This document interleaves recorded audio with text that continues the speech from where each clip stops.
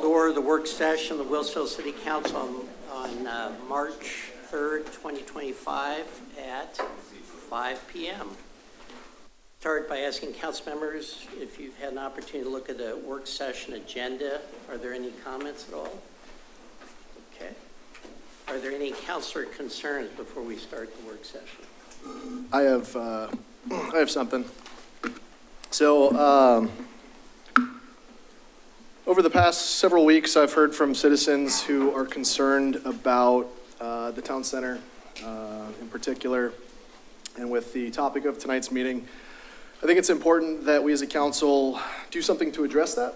And what I would propose is that I would ask city staff to look at creating language which would codify a mandatory binding vote rather than just a advisory vote if the city were to look at opening an urban renewal zone.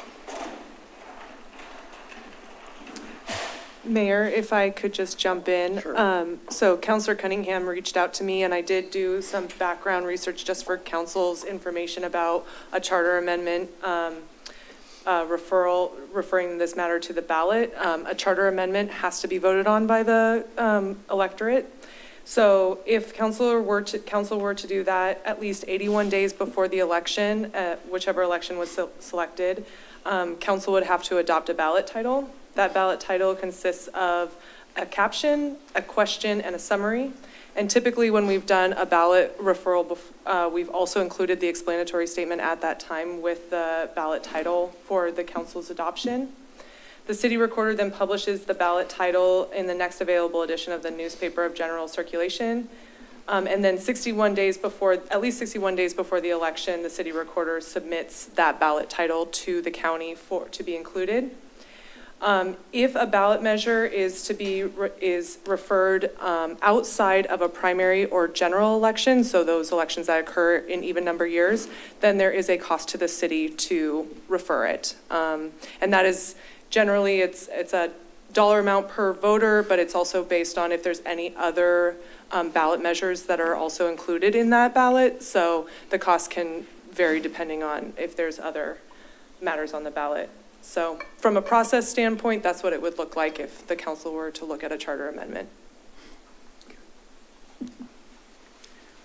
I think that's something we'll put on a future session later on. Any other comments?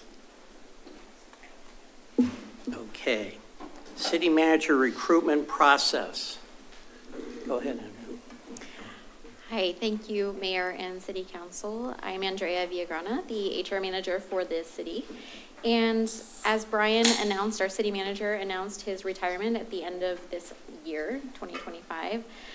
We thought it would be a good idea to at least have some information for council to review and then also seek direction from council on how you would like to proceed in the city manager recruitment.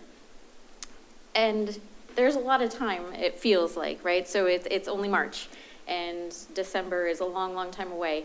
It goes really fast and there's a lot to do in that timeline and in that time frame. So what my presentation will do, it'll probably take 10, maybe 15 minutes, and then the rest of the time was reserved for questions and answers that you might have.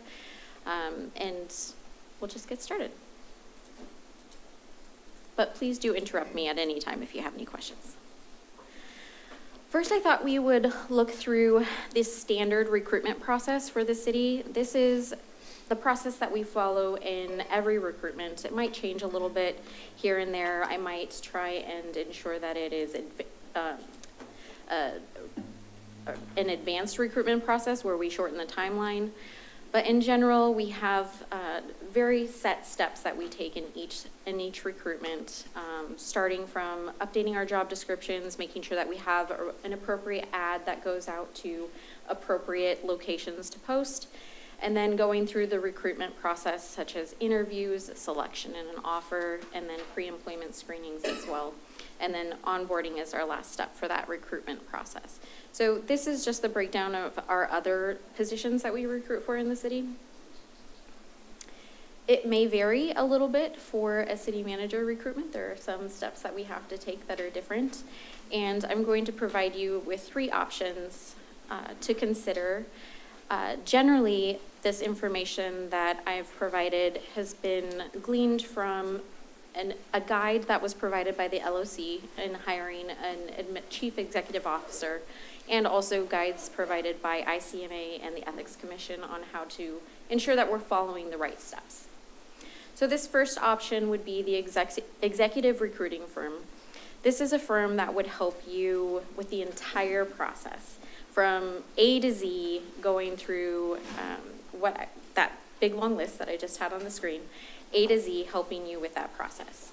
There are a lot of pros, and again, this is information that I gleaned from other guides, such as the LOC.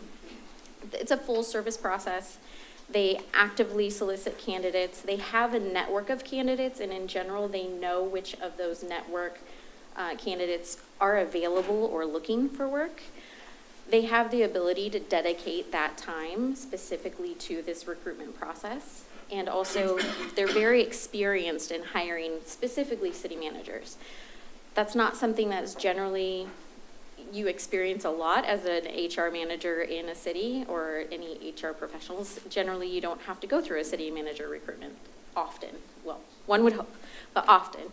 So these firms really have a lot of experience with the recruitment process, specifically for local government municipalities. The cons could be a cost issue.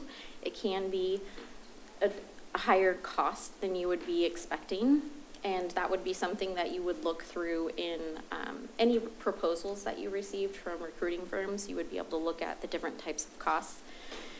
And the other con would be potentially the knowledge of the city. They don't have that same connection to the city that your internal staff do. However, knowing recruitment firms, they do spend a lot of time making sure that they're speaking to stakeholders, speaking to you, and ensuring that they are utilizing the information that you would like them to use to recruit for the correct candidates. So option 2 would be utilizing your internal staff, so utilizing your HR department. The pros are the costs are lower, and it provides council with a great deal of involvement in the process. It also utilizes staff with in-depth knowledge of the city, so you're utilizing our knowledge in that case. The cons are it's kind of a catch-22 because it does increase the time involvement for you as well. So you would be using internal staff. You are going to be meeting with us a lot more often and spending more time in the recruitment than you would with a recruitment firm. We also don't typically have a national network to pull from. I don't know any city managers on the East Coast. I don't know if you're interested in a national recruitment, but I don't know any city managers on the East Coast. So I wouldn't be able to connect with those managers, knowing if they're looking for work or knowing if they're interested in other jobs. It also requires an extensive amount of staff time, which could take away from other city business that we're working on. And what I potentially see as one of the biggest cons is it could place staff in an awkward position or in a difficult position where we are evaluating who would be the next leader of the organization and supervisor of the organization in essence. So it's like hiring your boss. It makes it a little difficult sometimes. So this third option is a hybrid model. And what I like about this option is it reduces costs and you can optimize it to fit your needs. And it really does combine the pros of using a recruitment firm and also the pros of using your internal staff, in the sense that your internal staff can help reduce the costs by doing a lot of the scheduling and ensuring that we're doing more of the administrative work behind the scenes, but yet we're still far enough away from the actual work that it's really, we're just a neutral party in the background in essence. The only con is making sure that there's a really clear guideline of who's taking on each task, so ensuring that the consultant and staff know which tasks are assigned to each person, so there's no potential for miscommunication.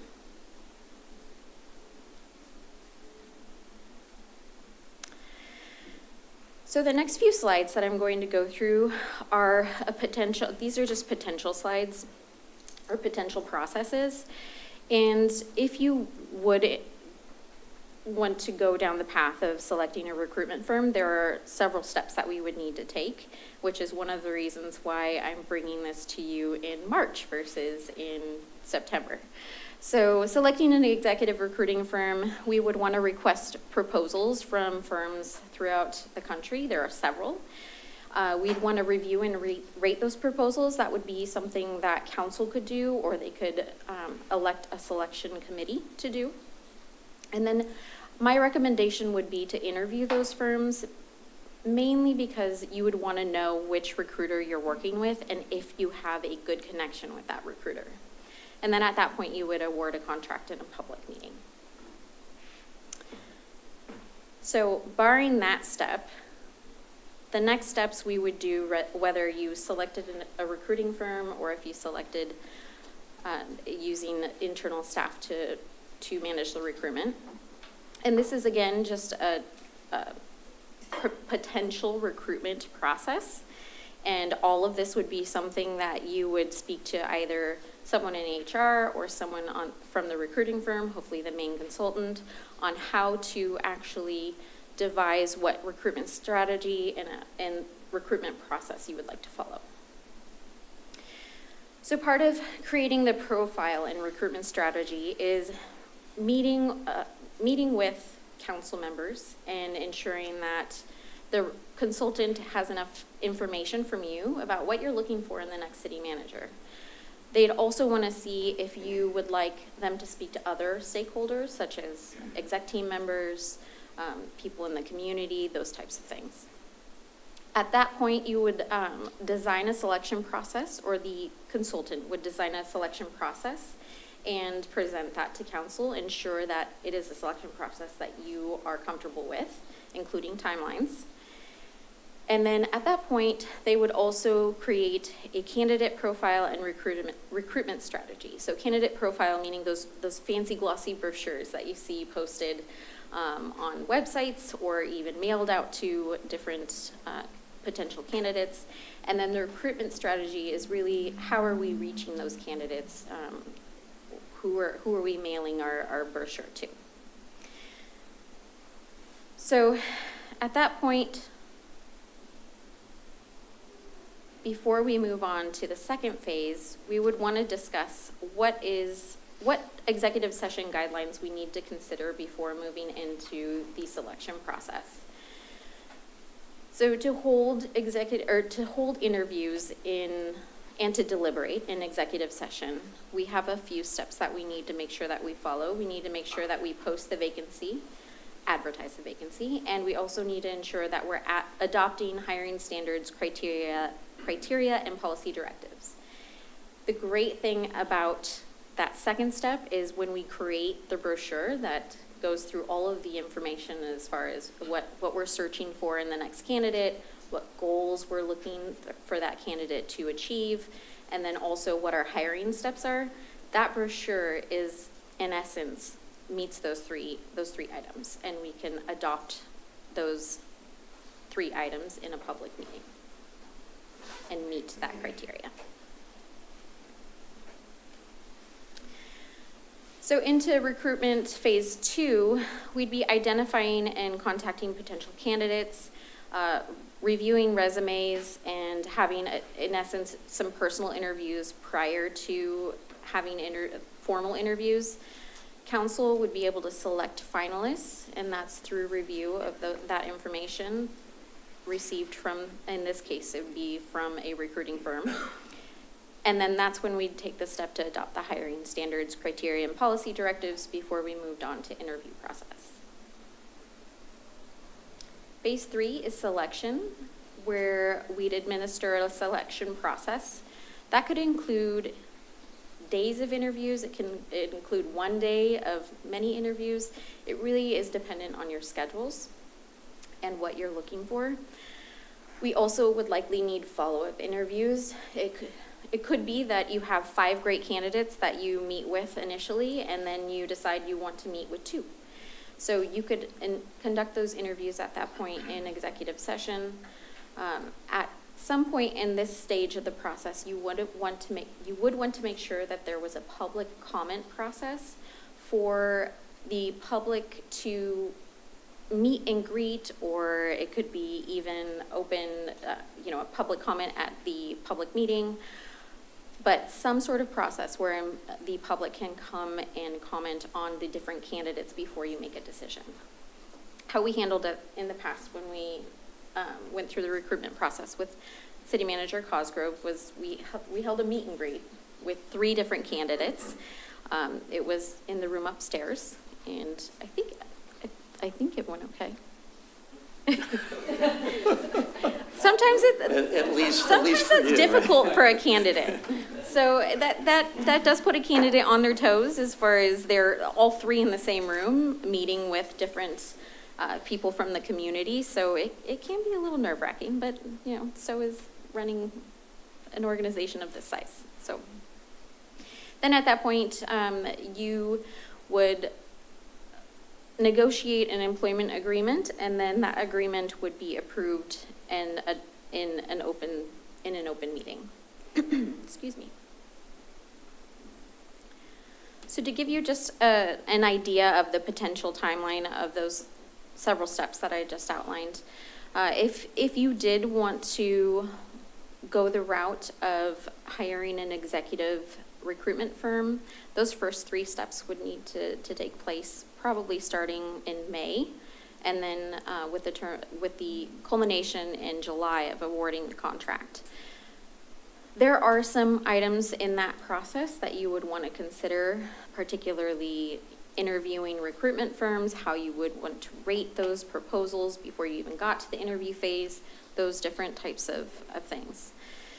Then also, phase 1 through 3 would likely occur between August and December, hopefully a little bit before December. November and December are going to be really busy months because it's the holiday season and everybody's calendars are going to be very difficult to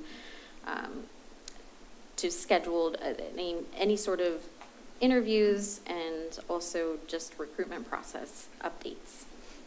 And then hopefully with this schedule, we'd be able to start a new candidate by January 2026. I went longer than I expected. I apologize. Any questions? So in the past, which model did we use? In the past, we did use the hybrid model where the recruitment firm did a lot of the legwork, and then HR was really just in the background helping with different administrative items. I have a comment. I have not worked with a hybrid model, but I have worked with recruitment firms for executive level positions. And I must say, they're neat, they're clean, they do all the work for you.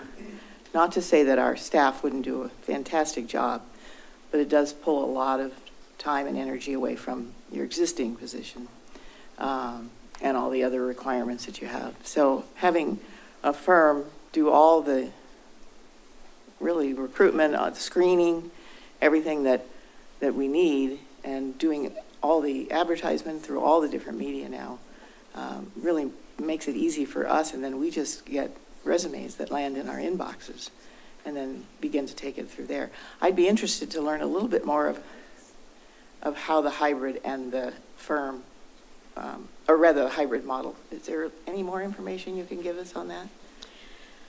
Well, in general, what we would do is we would clearly outline which tasks would be solely for the recruiter, such as contacting candidates, working with counsel, setting up the informational interviews with candidates, and passing that information on along to counsel, whereas the other administrative items, such as scheduling within this build, so if I need to work with you all for a schedule as to which day can we be available to sit down for 5 interviews, that would be something that I would work on. Or work with the city manager's office to ensure that we are able to schedule that time. So really it would be a matter of just the administrative pieces would be with staff to handle, and then the rest would be with the recruiting firm. So the real nuts and bolts stay with the firm, and you're Yes. just managing the process Correct. internally. Thank you. Just a comment, I like the hybrid method, just I think I can imagine this being opened up and there might be people internally that will apply. And I just want to have that range of scope from exterior candidates to interior candidates. And then no pressure by staff as far as, who might be in play. So I like that idea. I agree with the mayor, especially if we have internal candidates. I think that that's a little more diplomatic, but I'd like to know what the costs are. With those comments, do I have direction from council to seek proposals from recruiting firms? And then you could evaluate the costs at that point? Yes. Any other questions? Thank you so much. Okay, we're going to take a few minutes, a break, about 3 minutes. So you can stand up.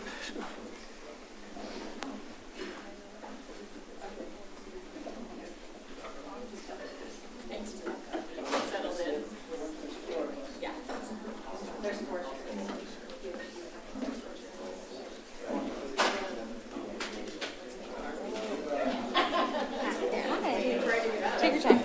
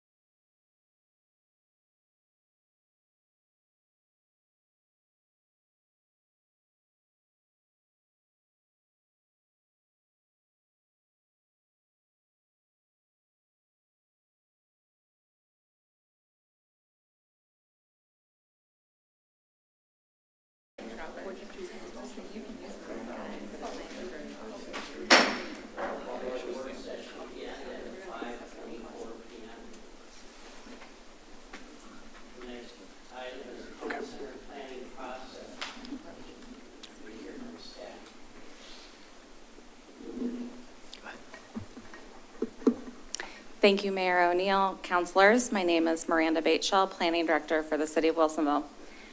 I am here tonight to present a summary of the Town Center planning process, given that this council was not involved with the original adoption. I have brought key members of the team with me tonight. Sitting to my right is Alex Dupy.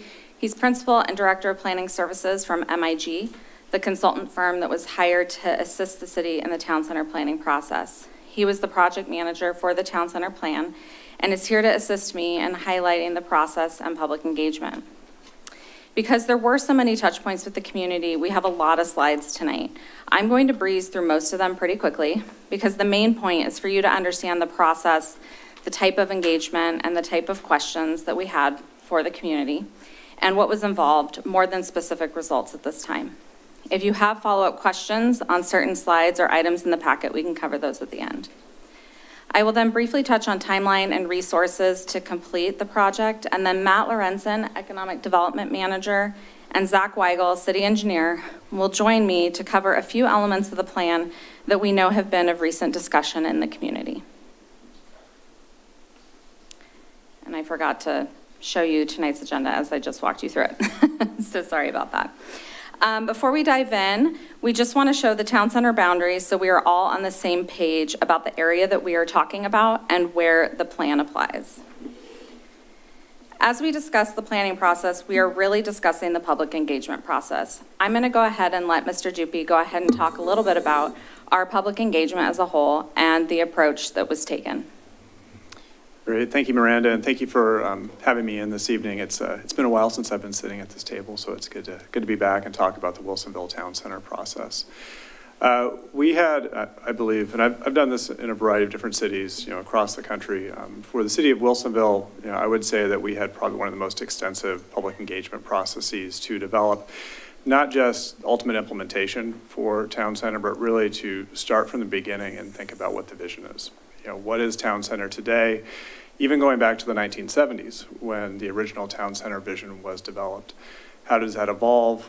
What is that for current residents? But I think most importantly, what is it for today's and future residents? What does it mean for families with children as families grow, children grow, go to high school and go to college? Are there opportunities for them to come back and to live in Wilsonville and raise families here? As well, are there abilities for people to age in place? Looking at different types of opportunities for housing and resources within the community.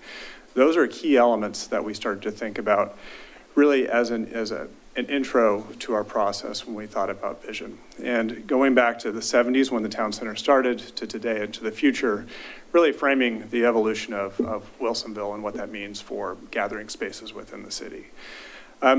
Our process, or a series of processes, was really community-based. We began with kind of your traditional open house and public events, but really started to tailor that to specific pieces of the community. Students, Miranda and her team were in the schools talking about the vision for Town Center. We met with local businesses. We had meetings both in English and Spanish, and I will say, just from experience, that actually having people speaking in language within meetings, both in English and Spanish, is something special. That's not something, even if you try to get that, that's not something that often occurs within events and within these types of processes. So we began this process really from an inclusivity standpoint as the foundation of how we developed community engagement. So from an open house, in person, as well as online, starting to think about how Town Center evolves and changes, looking at both growth and scale and what it means to have, a place. That was really, I think, one of the central drivers of the engagement discussion was we love Town Center and what it has, but there's really no place to walk. How do you get from point A to point B? How do you start to connect those spaces? Could I live in or near Town Center? What does that start to look like? And as we started to step through the process, going from vision to alternatives to ultimately design standpoint and kind of recommendations, we looked at both scale as well as the types of development. What's in Town Center now? What's the brick structure? The red brick is a thing within Town Center, and actually using those types of elements to create the standards of development. And so as we step through that engagement process, really starting to think about what the vision is, what people want to see within Town Center, what that scale looks like, who are we engaging and who are we talking to, and ultimately developing a plan that's implementable, really became, kind of those essential elements of what that implementation looks like. And so those were the types of things that we thought about as the plan was developed. Guiding principles was a key early element that we considered. What do people mean when they think about Town Center? Both that it's authentic and meaningful, that it's transparent and accessible. And accessibility was a huge consideration, given how you can or can't walk around Town Center. What does it look like in between developments? How do you get to the park? But also that there's flexibility and innovation. So, thinking about a process that's 10 or 20 years out sometimes for development, how does it evolve and how does it maintain its flexibility? And so as we went from that visioning to specific implementation actions, there were a number of elements, in-person events, thousands of touch points throughout the process that I would say, you can't reach everybody, but there is a huge amount of input and information that was used to develop the plan. So kind of just thinking about this from a broader standpoint, really, is a kind of holistic, comprehensive approach at how you develop a town center plan of this nature. So with that, I'll turn it back to you. Thank you, Alex. So before I jump into, I'm going to walk through the different phases of the outreach and show kind of how it started and where it went and many of those touch points that we had. I want to note just a couple things before that. One is that because this is such an important place to the community, people really cared and they wanted to participate. During this planning process, we had multiple times the normal of input that we receive on a normal project. It truly was a community-informed and community-driven plan. Each time we got feedback in each of these milestones, it was really important that we captured what the community said. We then used that to inform the plan's progress, and then we reported back to the community how their input influenced what was moving forward. This was really important for two reasons. One, confirmation that we were getting it right, that we actually heard the community in the right way, and two, to make progress toward the next milestone. This cyclical feedback loop ensured that our engagement was authentic, transparent, and meaningful with the public. It was also really important to the Planning Commission and the City Council that we create varied opportunities and ways to provide input to support inclusive participation. They wanted to hear from a diversity of community members, and that if we weren't hearing from a diversity of community members, that the project team would adjust engagement to hear from those perspectives that were underrepresented in the planning process. This meant we ended up engaging in dozens more meetings and events than were originally planned at the forefront of the project. We tracked demographics of participation and continued to reach out when we were not hearing from everyone. For example, the majority of survey respondents were actually middle-aged white women who were homeowners with a household income above area median income. So a lot of our additional engagement efforts were to reach other groups: millennials, youth, Spanish-speaking community members, renters, middle-aged men, and low-income populations. This is what drove some of our activities like the Instagram photo contest, focus groups at apartments, small business lunches and roundtables, surveys at summer events, pub trivia nights, and partnering with our schools, especially the Spanish Club at Wood Middle School and the class curriculum that we conducted at Meridian Creek Middle School. So with that, I'm going to start with where the project started. We started by conducting a retail study, identifying existing conditions, opportunities and constraints, and having the community establish a vision and goals for future town center. The cornerstone activities included a kickoff event, an online survey, and happy hour with market and retail expert Bob Gibbs. At the kickoff event, community members had a chance to learn about the project and to provide input on their current experiences in town center.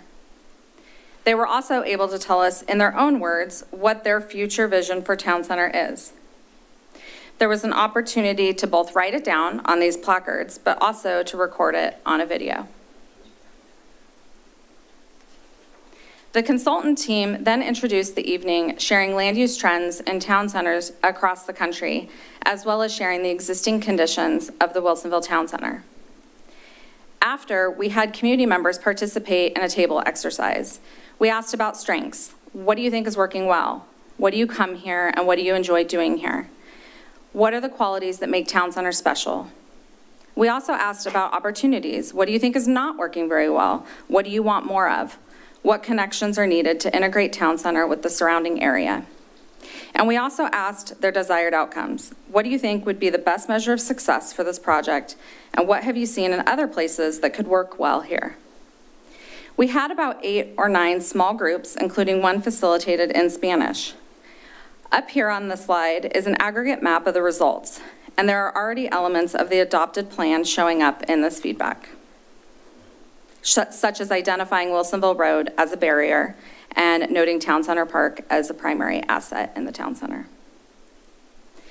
As the small groups reported back their feedback, the consultants used a giant whiteboard to capture common themes for a vision, as well as key issues.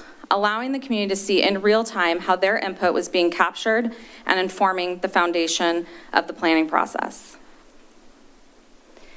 The kickoff event was accompanied by an online survey. We had a huge number of responses in comparison to our normal survey results, and we received consistent themes as those that we heard at the kickoff event. There was significant support for these vision statements. It is a place with vibrant public spaces and plazas where people socialize. It is a place where I go out to eat and walk to shops. It is a place with green spaces, paths and trails, and landscape streetscapes. It is a place where people live, work, and play. It feels like a village. It is a place where my family and I come for entertainment and cultural experiences.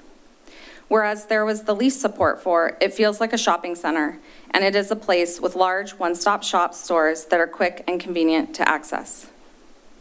Some of the language you see here appears in the vision statement and lays the foundation for the town center goals, like community gathering spaces, mixed uses, and safe access. There were also open-ended questions and a comment request form on the website, which allowed for everyone to share their opinion in their own words, and we received over 340 responses. Oops. In re-reviewing them, I was reminded just how many thoughts and ideas are truly reflected in the final plan. Respondents were clear. They did not want Town Center to stay the same, and their input set the tone for future outreach efforts. All of this feedback was reviewed by the project team, as well as the project task force, which included representation from Wilsonville's residents, youth, community advocates, small and large businesses, landowners, and neighborhood groups. Each member represented organizations and stakeholder groups and were responsible for coordinating with their networks and neighbors to inform the task force discussions and thus the project. The task force was intricately involved over the full course of the project, conducting over 6 workshops and attending all of the community events. It took the task force 2 meetings to work through all of the input we received during the kickoff and original survey in order to draft a vision and a set of goals that then went to the Planning Commission and City Council for discussion. Here you see the use of the whiteboards again, capturing the discussion from both of these meetings. The key themes they identified from the public input is what then guided the input we sought in future phases of the project, around community gathering spaces and public amenities, increased connectivity and multimodal access, the open space network, mix of uses, and building form and design. To get this input, we focused on design options, visual preferences, and alternatives for all of those things. We needed to learn more about what that vision looked like to the community in its built form. So we provided a variety of images for different building types and design elements to help us understand the community preferences for land uses, activities, amenities, public spaces, and connectivity. The next few slides show the different commercial building forms that were shared with the community to see which they favored more and which less.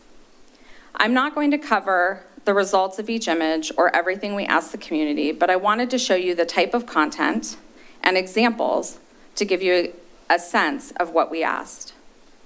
In both the online survey, which garnered 422 responses, and through dozens of meetings and events in the summer of 2017, which resulted in another 400 responses, this image of a Main Street style mixed use building was the most favored of the retail use building forms. This chart shows combined results. The single-story retail building type had the lowest percentage of I really like it responses and the highest percentage of I don't like it responses. More than half of respondents really liked or thought it was worth considering the 2 to 3 story mixed-use buildings facing pedestrian-friendly streetscapes and the 2-story mixed-use commercial and office buildings. The same exercise was done for other uses and building types, including residential. Here are responses for modern-style townhomes and the responses for more traditional alley-loaded townhomes. We also showed more urban street-fronting townhomes and mixed-use live-work units also integrated into the streetscape. We also asked about larger apartment and condominium buildings of different scales and street frontage treatments. When summarized here, you can see the most liked residential unit types were the 3rd and 4th images, which were the urban-style townhomes and mixed-use buildings integrated into the streetscape, with the modern 3 to 5 story condominiums and apartments scoring slightly lower, but similarly. Offices, hotel buildings, and restaurant building types were also part of the survey, but this should give you a sense of what we asked for input on, and we did this for a range of building types for each type of use. Building size was also important for us to understand, so we surveyed for it at the dozens of events over the summer. The most frequently selected buildings for preferred size were the 4-story mid-rise condominium and the 2-story standalone restaurant. Because community gathering and activation of the town center was so important, we also asked about preferred public amenities. Survey participants most frequently indicated they would like to see outdoor dining, including food carts. There was also significant support for intergenerational activities and play. People want livelier public spaces and streetscapes in town center. We also asked as detailed as building materials, and survey participants most frequently selected the glass, stone, and wood buildings as their preferred building elements for town center. They did not prefer stucco and overall preferred natural or natural-looking building materials with earth tones. There was a community design workshop at Wilsonville's Clackamas Community College with visual preference real-time polling on these same questions and images. As images were presented, each participant had a remote clicker to vote and see real-time results. Again, commercial buildings were presented, and you can see workshop participants were less supportive of low-rise commercial buildings and were more enthusiastic about a Main Street mixed-use building design, as well as restaurants with outdoor dining, small local businesses and eateries, and food cart pods. Participants were also less interested in traditional townhomes for town center, but open to a more urban version fronting the streetscape, and most enthusiastic about mid to high-rise condominiums and apartments, and then mid to high-rise mixed-use residential with retail. There was a lot of support for enhanced streetscapes and pedestrian crossings, and wide sidewalks that could accommodate outdoor dining, but with specific preferences on how they want that to look and function. There was also support for art and play, as well as bike lanes and separated bike paths. Parks and plazas were also highly supported with multi-generational activities as shown here on the bottom, and nature-integrated plaza spaces shown on the top of the slide being the most popular. These were only about half of the questions asked that evening, but I wanted you all to understand what we asked about specific uses, amenities, and building forms, densities, layout, and sizes, to really understand the community's preferences. This was then followed by a fun table exercise that allowed small groups to use building blocks and pre-printed images of buildings and public amenities to identify locations for their preferred land uses, building types, and heights to create a model for their future town center. We captured a summary from all 7 tables, and there were common themes, which we had heard and continued to hear reflected in other public input, including better bike and pedestrian infrastructure, lots of community gathering and active spaces, centralized parking, and desire for 2 to 5-story buildings. Every table also suggested mixed-use buildings with small-scale retail on the ground level and housing above. Preference surveys were also at dozens of meetings and events, including the inaugural community block party, now known as Party in the Park, where design preference survey boards prompted people to provide input about the look and the feel of future town center. At each welcome tent, participants were invited to vote on which activities they would like to see in the future town center. While there is interest in a variety of activities, there were definitely favorites, which was consistent with what we heard elsewhere. Participants used sticky notes on a giant map to provide input about where they would like to see improvements or changes in town center. Because we were in the park, most ideas were focused on the park area and amenities. We also had a photo op area. Community members used thought bubbles to share their ideas for future town center using different prompts. Themes that emerged included a community pool, food carts, entertainment and events, a farmer's market, small retail and restaurants, more youth, and evening activities. Kids of all ages enjoyed drawing and writing their ideas on chalkboard pillars, which highlighted many of the same ideas, but also things like flowers and string lights, which added to other placemaking ideas that we had already heard. With all of this information, the next step for the Town Center Task Force was to think of different ways to achieve these preferences for public open spaces, which are shown on the top row, transportation connectivity in the middle, and land uses on the bottom. You can see here there are 3 different options for each that were discussed thoroughly. And these were pretty much combined and modified in order to pick the version that the task force thought best captured the public input. They came up with the emerald chain as the best concept for public open spaces to most fully capture the community's interest. They chose a more connected street network for all modes, with a modified town center loop west and a focus on the safety and experience of pedestrians. And they chose a land use scenario with higher densities by I-5, with lower densities near Town Center Loop East, and a focus on a future Main Street, an extension of Park Place south to Wilsonville Road. This was an idea that emerged during the design workshops and visual preference surveys and continued to be supported through the future outreach. The task force noted the importance of the new intersection of the Main Street and Wilsonville Road, and that it should serve as a prominent gateway to the town center. And they noted the importance of activity around Town Center Park and the future bridge landing. After confirming alignment with town center goals and market feasibility studies, these ideas were compiled into the draft community design concept for the plan and shared with the community to get public input. We held an open house at City Hall and another at Wood Middle School in partnership with the Spanish Language Club in order to provide a bilingual event. Participants at both provided feedback on each of the building blocks as well as the overall concept. This was accompanied by an online survey and other community meetings which showed support for the land use elements, especially the Main Street district. Overwhelming support for the Emerald Chain and Plaza at the bridge landing. And support for the transportation network, especially the multimodal projects and safety enhancements for bikes and pedestrians. With such clear community direction and support of the community design concept, we entered the more technical part of the project. The last 9 to 10 months were focused on the details of the plan and the implementation actions, like what the road projects and cross-sections would look like, and drafting development code standards. During this time, we created a curriculum with a 7th grade Meridian Creek Middle School class to hear more from youth, to ensure their voices were represented in the ideas taking shape in the plan, and to help inform final decisions and details. One of our visits covered land use, describing what it is, ideas that were within the community development concept, and different activity types. Students then had to develop a site plan and building elevation of a development they thought should be constructed in one of the 4 activity zones, and then present it to city staff. Most common presentations included 2 to 3 story buildings, small retail shops they were interested in, and gathering spaces for youth.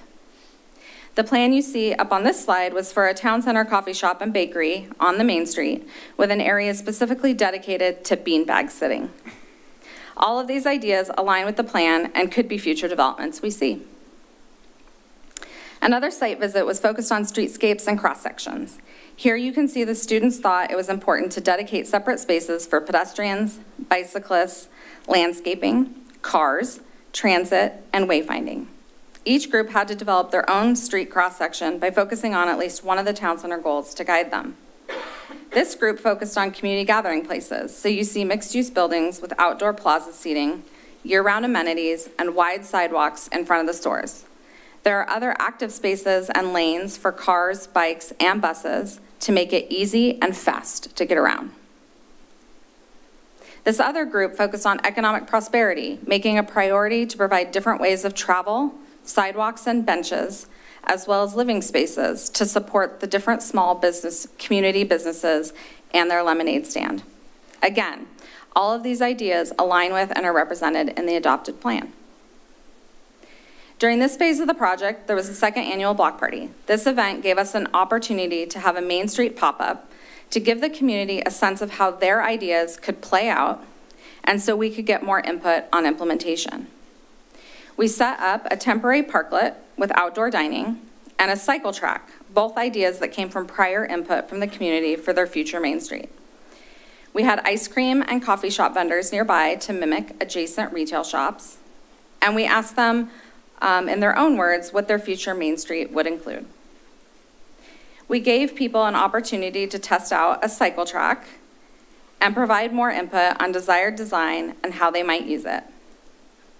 We asked participants to tell us what projects they felt were priorities in making Town Center Plan a reality. The results you see here were combined with results from other events and online polling.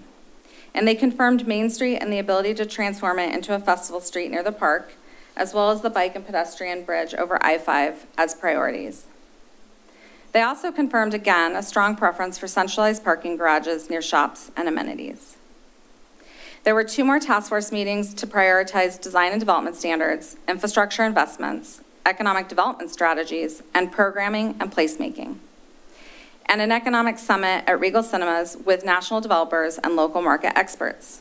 We also had 8 work sessions during this phase, 4 with the Planning Commission and 4 with the City Council to work through these details and to present them in a final plan document.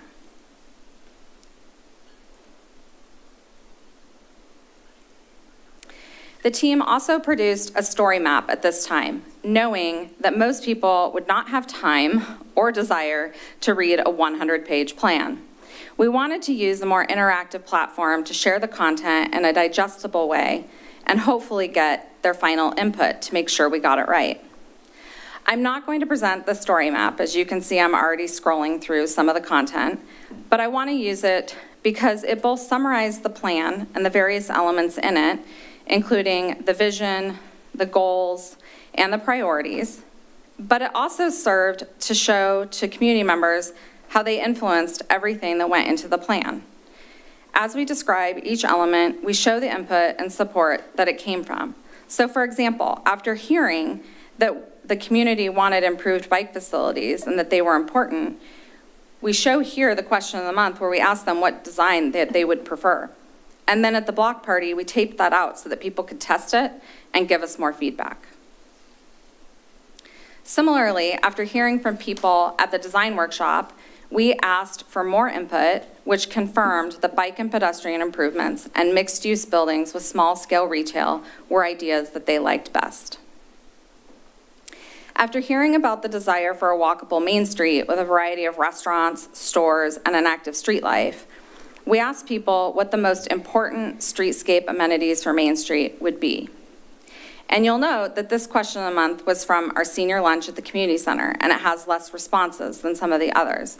What's important to know is that we would tally results at the end of the month from online and from all the idea centers, which included the community center, the library, Wilsonville Community Sharing, and the Parks Building, as well as any community meetings that we happened to have during that month. So if we went to a PTA meeting, they got the question of the month as well.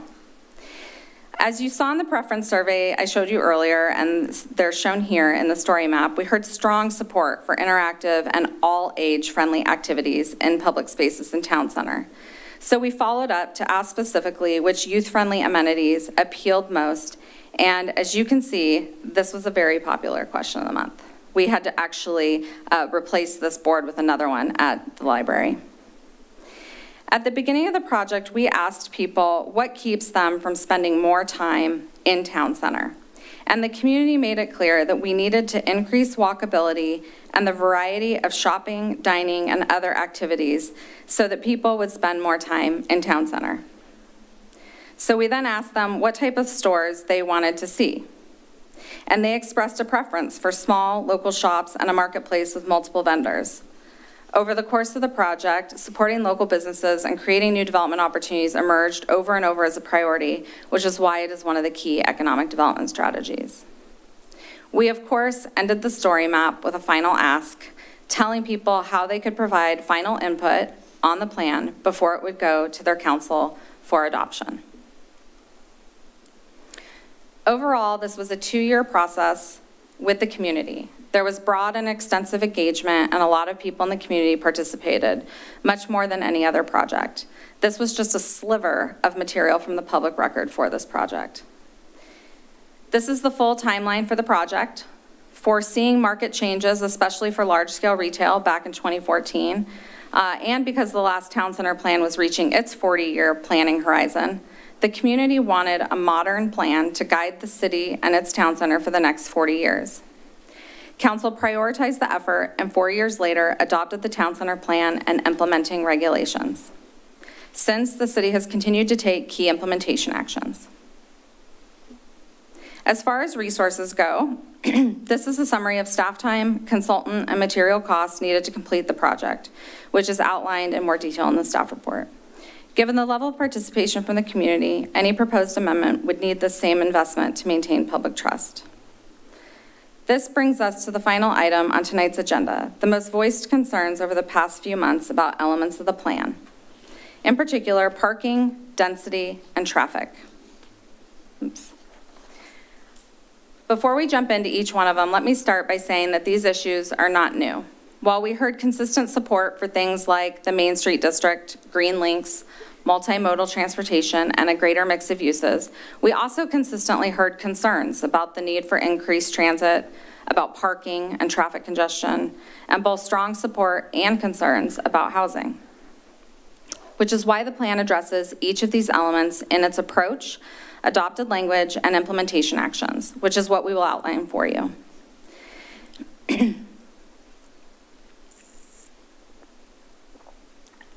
Before we dive in on each topic, I want to convey to the council the important interrelationship and cohesion among the plan's elements. The plan is intentional in ensuring that each element is addressed to achieve a successful long-term transformation of the town center area from a stereotypical suburban pattern to the community's vision. What does that mean?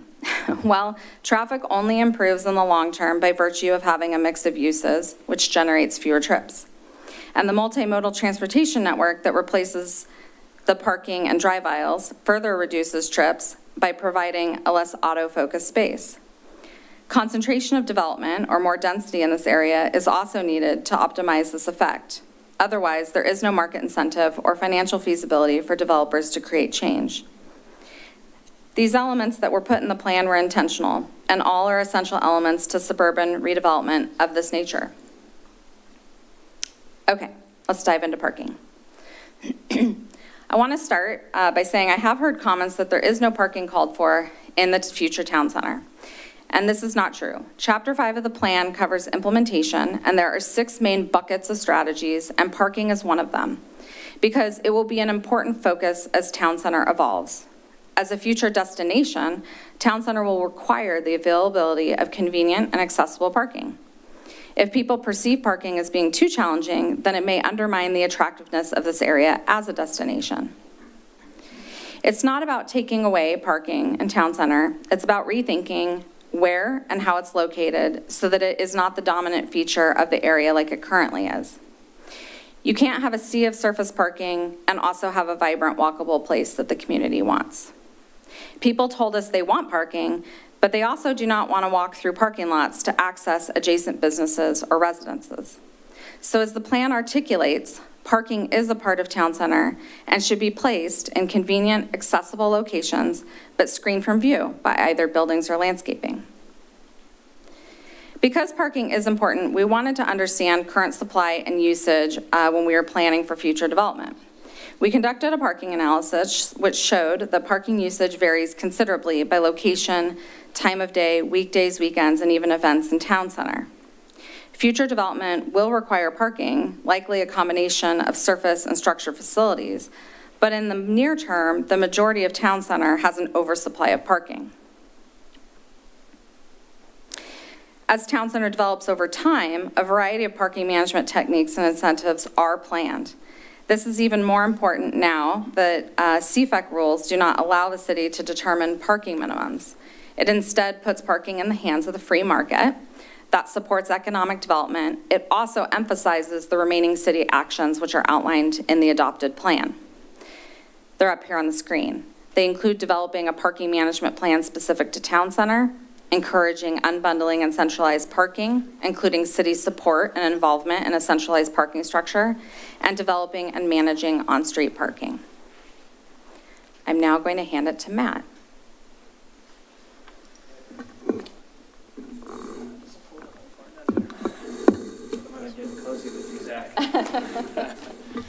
Again, for the video record, my name is Matt Lorenz, and I'm the city's economic development manager. And as Ms. Bateshell has demonstrated, the adopted town center plan was created based on community preferences expressed during extensive public outreach. The themes of the adopted plan were consistently expressed as desirable by a majority of public outreach participants, and greater density in the town center was one such recurring overarching theme. Fortunately, the desire for greater density is well aligned with proven best practices for both fiscal and community health. So I want to talk a little bit about fiscal health first. As the economic development manager, that's kind of why this has been put in my court. When we talk about fiscal health, we're talking about a city's ability to balance its budget and pay for the public services that residents have come to expect. We're talking about generating sufficient revenues to meet the organization's operational obligations. And it's within that context that I say, as this slide states, development patterns matter. Historical development patterns in the United States and the world were incremental in nature. That is, they were expandable, flexible, and important to this particular point, financially productive on a tax per acre basis. They were also denser than many American cities are today. In the 20th century, technological advancement and federal subsidies, which largely don't exist anymore, allowed cities to build out large tracts of land to a finished state in a similar fashion to what is seen on the slide. This development pattern does have its place in a city with diverse housing types and diverse housing preferences, and I want to state that very clearly. There is a place for more dispersed development, but this dispersed pattern is inefficient. It generates short-term revenues for a city in the form of permit fees and impact charges, but it also creates great long-term liabilities in the form of maintenance and eventual replacement of long distances of roads and pipes. Dispersed development is also more costly to serve by emergency services than denser development, or at least in most cases, as dispersed development is typically located further toward the city's periphery and farther away from centralized emergency services stations. Healthy cities of all sizes balance density and dispersed development. So while there are large lot single-family subdivisions in a healthy city, there's also a multi-story denser core or Main Street area. Next slide, please. So this graphic is just a generic city USA, and it illustrates an example of tax generation per acre as compared to the financial obligations associated with that same acre of property. The dark properties reaching up are those that have a positive ratio of tax generation versus public service cost. The red properties going down are those that have a higher cost to the city than the tax revenue they generate. In every city, there will be highly productive properties and less productive properties. That's okay. But there has to be balance. The town center plan is a community development plan, but is also an economic development plan. By maximizing the utility of the property at the city's core, where massive redevelopment opportunity exists and infill opportunities, we strengthen the city's fiscal health into the future by creating better balance. Next slide. So pivoting to market feasibility, again from an economic development vantage point, some may ask if denser mixed-use development is actually economically viable in a suburban context, and that's a fair question. So let's look at several aspects of that question. Next slide, please. Wilsonville has historically experienced steady growth. Some periods have indeed been faster than others. Over the last 30 years, the annual exponential growth rate has been 3.4%, or an average of 576 new residents per year. That rate has been slowing in recent years, and for a number of reasons, we expect modest slowing to continue. Next slide, please. The takeaways here are, first, that the growth projected with the town center plan, and then also taking into consideration growth in Frog Pond East and South, these are all in line with historical growth trends. And second, when we talk about a number of units projected in a planning area, it's critical to remember that those units are delivered and occupied incrementally over time. They won't appear overnight, and that is not a desired outcome either. Wilsonville is accustomed to measured incremental growth, and we anticipate measured incremental growth will continue to be the norm. Development will only occur at the rate the market demands it. Next slide, please. Regarding the larger economy and how that may affect the feasibility of new development in town center, I'll say macroeconomic conditions have hardly been a smooth or constantly upward ride since 1969. Nonetheless, the city has consistently added thoughtful and diverse housing, commercial, and industrial development, even if there were temporary periods of slow or no growth. Today, we can't see the future. We know there will be difficult periods ahead, recessions and the like, but history has proven the country, the state, and the city to be resilient. More specifically, and more recently in the news, there has been some discussion of a so-called Portland doom loop. Portland has some challenges, to be sure. That said, the suburbs, including Wilsonville, have fared remarkably well despite Portland's challenges, and in some cases, actually because of those challenges. For example, commercial vacancy is much healthier here than it is in Portland, and industrial vacancy in the city is at historic lows. Some residents and businesses have left the region, but many others have simply moved to the suburbs. Next slide, please. Oh, excuse me, you can go back.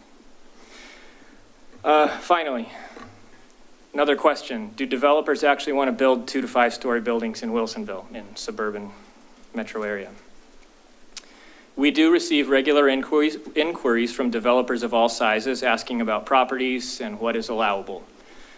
Many want to build multi-story buildings. We've had numerous informal meetings to discuss what's possible on the Fry's site, the theater site, the vacant land to the north of City Hall, to name just the largest and most visible development opportunities. We've not seen anything move to construction as of today for a number of reasons, and some of those reasons are unique to each site I just mentioned, but there are recurring themes and inhibitors. Developers ask us and want to know if leadership is committed to the vision of the town center plan before they invest millions of dollars on the front end of a 20 to 40-year plan.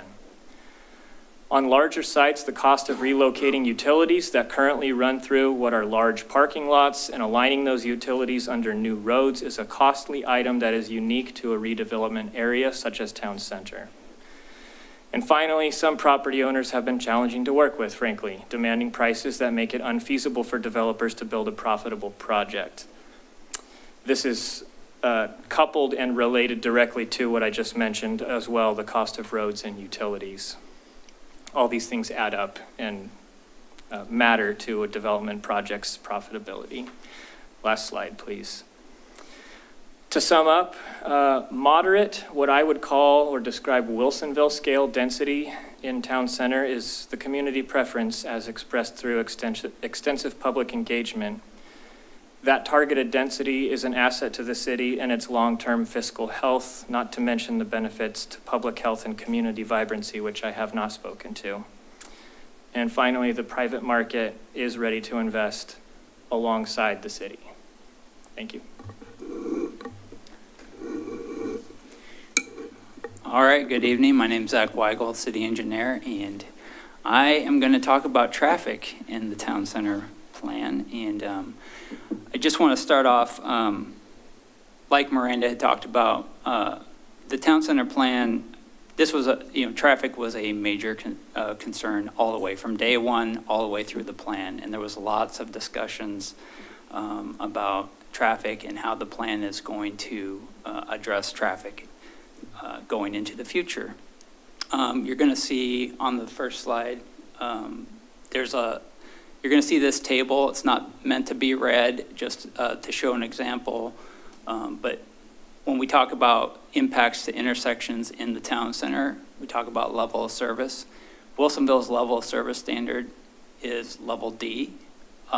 That's pretty common for cities in this region. There are some cities that allow to go down to a level of service E during certain time periods. But for our purposes, we're looking at level of service D. And you can see under existing traffic conditions in 2016, when the town center project started, all of the intersections were meeting current level of service standards, with the exception of Citizens Drive. And I'm going to talk about a little bit why that is. we've heard in the past many times about, well, why not level of service A? And we've heard it said that, well, if you're meeting level of service A, it means you're spending way too much money on transportation. You're overbuilding. So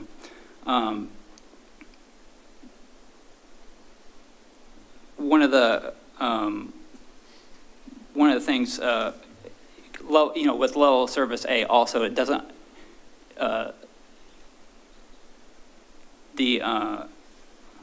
doesn't mean that the intersection is safe. Safety is not a concern with level of service, which is a measure of the capacity that's taken up in a roadway and the delay that is caused. So level of service A doesn't mean that the road is safe, because you might have actually a lot more travel lanes that are needed to serve that capacity.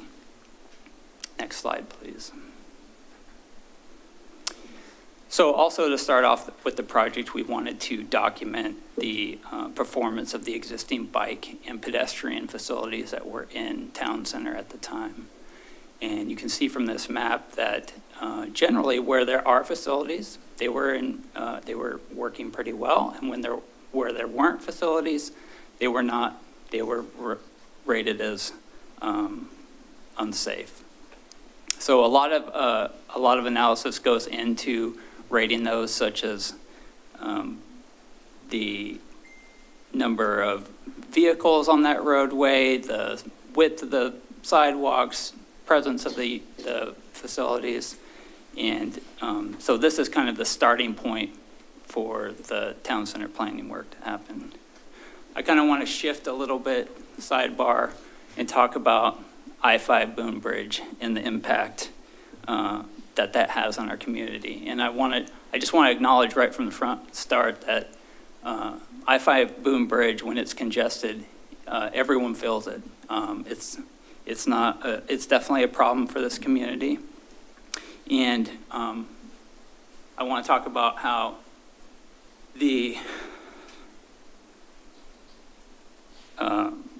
how I-5 is both a blessing in that it provides access for our community members, movement of goods for our businesses, but also a curse when it backs up. We have to deal with that impact. So when we look at those level of service impacts, we don't take into account when I-5 is backed up. And there's a number of reasons why we don't do that. First of all, we don't have control over I-5, right? That is ODOT's responsibility. So, but we do have control over our own transportation system. Wilsonville's transportation system is our responsibility. And we can't do that analysis and make sure our transportation system is working for our community unless we take out that impact from I-5. Secondly, one of the things that we hear from the community pretty often, and what we heard through the town center plan, is we don't want the impacts from I-5 to make it so that we can't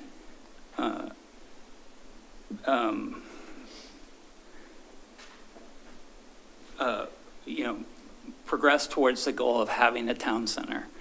That we want to control, Wilsonville wants to control its own destiny. And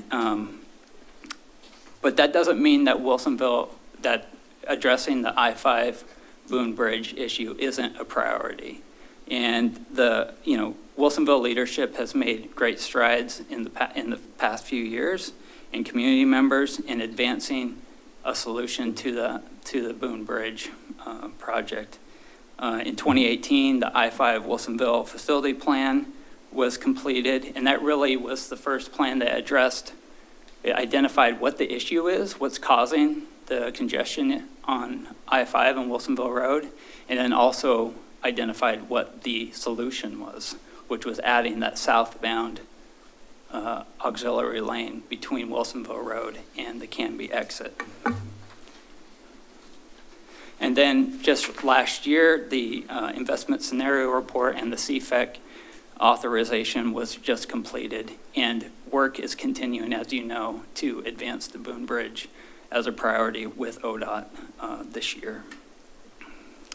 So what is the impact of I-5? What is the impact of Town Center on I-5? Well, the the 2018 I-5 Wilsonville facility plan does a really good job of documenting what the issues are with I-5 currently. And what's happening is that the merging lanes going southbound is too short.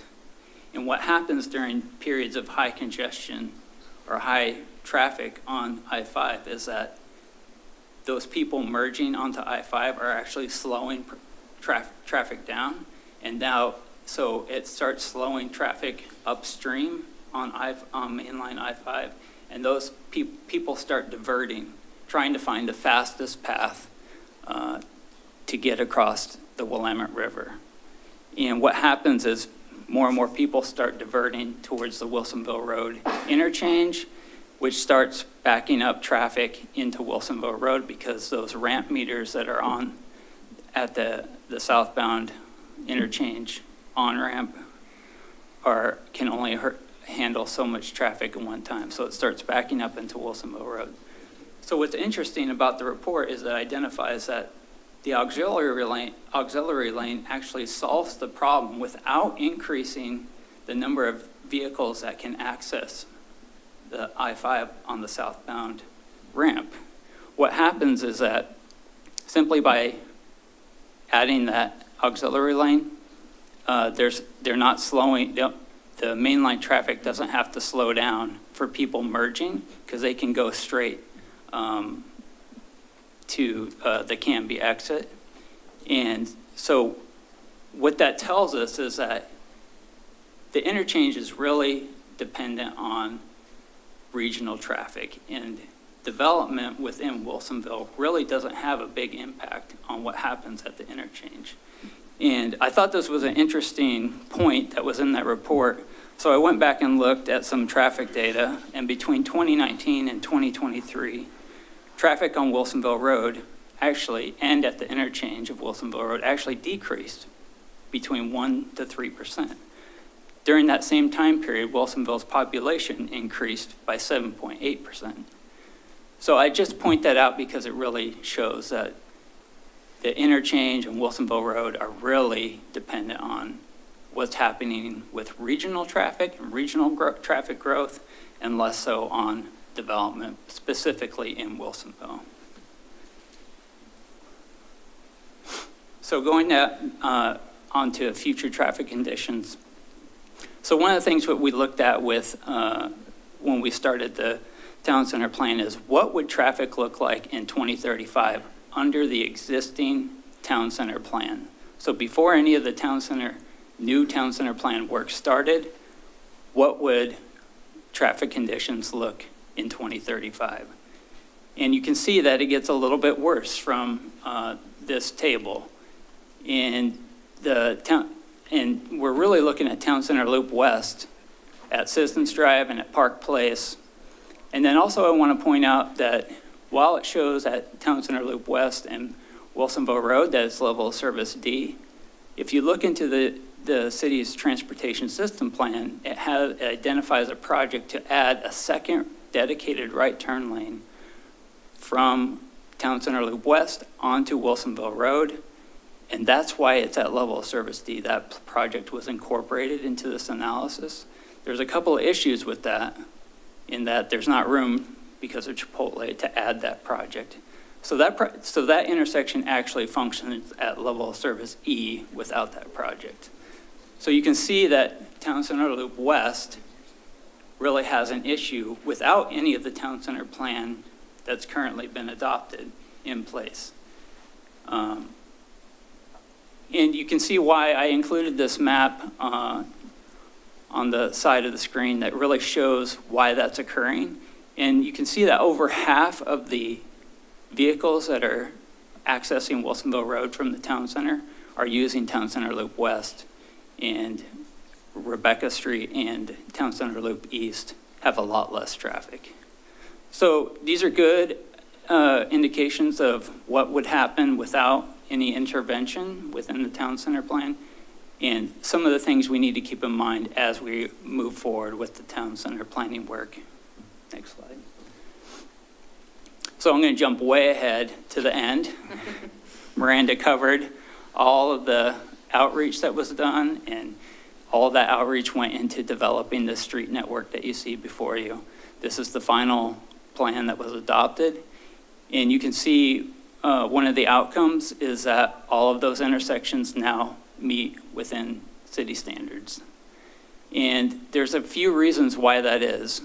You can see on the map that if you narrow Town Center Loop West to 2 lanes, I know this is not intuitive, but it works out that if you narrow Town Center Loop West to 2 lanes, you extend Parkway Avenue down to Wilsonville Road, like Miranda was saying, and you extend Courtside Drive to Town Center Loop West, and you make specific improvements to the Town Center Loop, Parkway Avenue intersection, and then the 4 intersections with Wilsonville Road. It helps distribute all that traffic that used to use Town Center Loop West to access Wilsonville Road. It distributes it more evenly over 4 intersections on Wilsonville Road instead of 3. So that what that does is it preserves a lot of capacity to not only meet the future needs of Town Center, but also accommodate the additional land use that is called for by the Town Center plan. We also looked at, that's a 20-year look ahead, right? We also said, well, what happens under 40 years, a 40-year build scenario, just to test that this transportation system will work in the long term. And we found the same thing. All the intersections and all the roadways function within the expected, within our standard level of service. Next slide. So I just want to acknowledge that this is not, this is a moment in time that this data is collected and analyzed, but it's not the end. We continue collecting traffic data and analyzing it on a regular basis. Every development application that comes in, they have to do a traffic impact study. We review that traffic impact, make sure it's consistent with what's expected, and then we use that information to make sure we're following where we're expected to be on these intersections. So they analyze each intersection to make sure they're not having a negative impact that puts us below our level of service threshold. And if they do, they can't get approval through the DRB. Another tool that we use is the Transportation Performance Monitoring Reports. We do those every 3 years, and it's more of a holistic look of our transportation system, where we're looking at traffic, updated traffic counts, and making sure that we are staying consistent. It also helps us plan for our capital projects that are needed.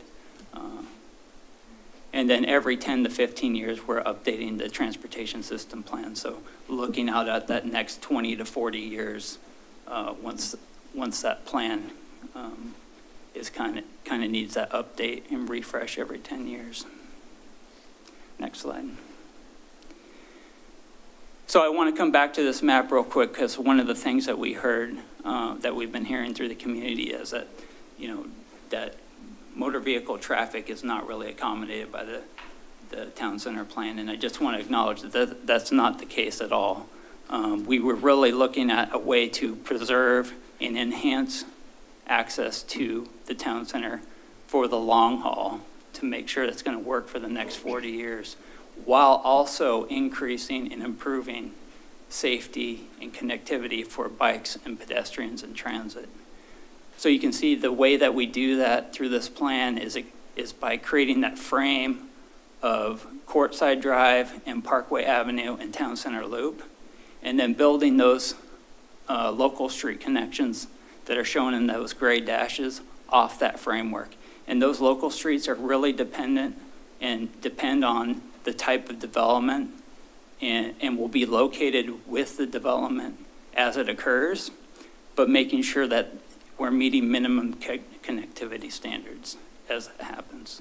So if you go to the next slide, I threw in some of the cross sections of those main framework streets, and you can see that they vary a little bit, but they all have motor vehicle lanes. They all accommodate vehicle traffic while also improving sidewalks and bike connections. And then next slide. These are cross-sections for the local streets, the ones that are, again, are shown in the dash gray. And those streets also envision motor vehicles and new pedestrian connections. There are a couple of alternatives that are in the plan that are very development specific that could be implemented where there's a higher level of pedestrian design. So a good example would be the streets around the piazza in Villebois, or maybe the downtown Lake Oswego has a couple of streets that have this higher level of pedestrian design where those streets could be closed off for an event. So those cross-sections are in there. They also include motor vehicle accommodations to make sure that those connections are consistent through the town center plan. It looks like that brings us to the questions and the discussion of the council. I think you've heard a lot tonight. That was a pretty long presentation. At the same time, that was just a slice of what is in the plan itself, and then also in the engagement documentation. I know the summaries were sent to you. There is also additional documentation in the public record that wasn't in those summaries. So I think the key questions that we have for the council this evening is what clarifying questions do you have? And then also what other information is needed before you have your council retreat. So as I just mentioned, we didn't cover a lot of things. So if you have questions about the things we didn't cover, we can take those questions and maybe answer some of them tonight, or go back and dig up information from the record to share with you to answer those questions. Thank you, Miranda, and thank you for all of you for your presentation. It was really well done. My interest is communication. During the campaign, there was talk about having further dialogue and communication about the town center plan. And I looked and I see that there's nothing budgeted currently for the town center plan. Would that additional communication, like town halls were suggested, would that be a part of, we need to find money to do that? Are you talking about a public engagement strategy for the town center? Well, that's my follow-up question. I mean, the discussion we were having, at least I was having, is that we should arrange to have town hall meetings. At least that's what I was talking about. And I had this thought process of having these town hall meetings within the different schools where people could come in the different neighborhoods to offer their thoughts. And I just didn't know how expensive that would be. And then the citation seems like I'm a little concerned that town hall concept may exclude people. And so that's kind of my issues. Yeah, I think you fairly well defined the problem with public outreach, is that we can't force people to engage. We offer up a variety of ways for people to have a voice in the community. But if you're going to do something substantial in terms of designing a public process that gets to as many people as possible, I think you're looking at a pretty hefty number to do that. So I guess I would like to know from council what it is that you would like to do in terms of engagement. And I would recommend that you have a third party run that process. I think you would have to do a lot of what we've done tonight, and you'd have to educate people on what went into the actual adoption of that plan, and then have them present their input to you. And the other thing, Miranda, if we went that route, it pushes this out for at least 3 years, based on what I understood from reviewing your work, if we chose to look at amendment. A legislative amendment typically takes like a minimum of 6 months, just in terms of doing the noticing, taking it to work sessions, then taking it to the public hearing process, going through the process with DLCD. So yeah, legislative processes are not quick. In addition to that, that doesn't take into consideration any time period for public engagement. If we're going to scope public engagement, if we're going to hire a firm, likely going to have to go through an RFP process in order to hire a firm to assist us with that process. That I would say that process would likely take a year to 2 years, depending upon the extent of changes that you're looking at. I mean, the town center plan process took 3 years when you consider identifying funding and scoping the project, hiring a consultant, and then going out and doing 2 years of engagement with the community, and then the adoption process through the council and DLCD. So I would imagine we would be looking at a similar process. Last question. What I didn't hear tonight is urban renewal district, which was what failed in May. Is there a way to adjust the urban renewal district philosophy, tweak it, which would not be evolved, as opposed to going through the whole legislative process of the plan? Because they're two different things, and I'm just trying to get a better understanding if there's a different way of looking at this. Yeah, so the short answer is yes, that can be adjusted. The work that's been completed was a feasibility analysis only. And so to the extent that the inputs change for that feasibility analysis, the outputs change.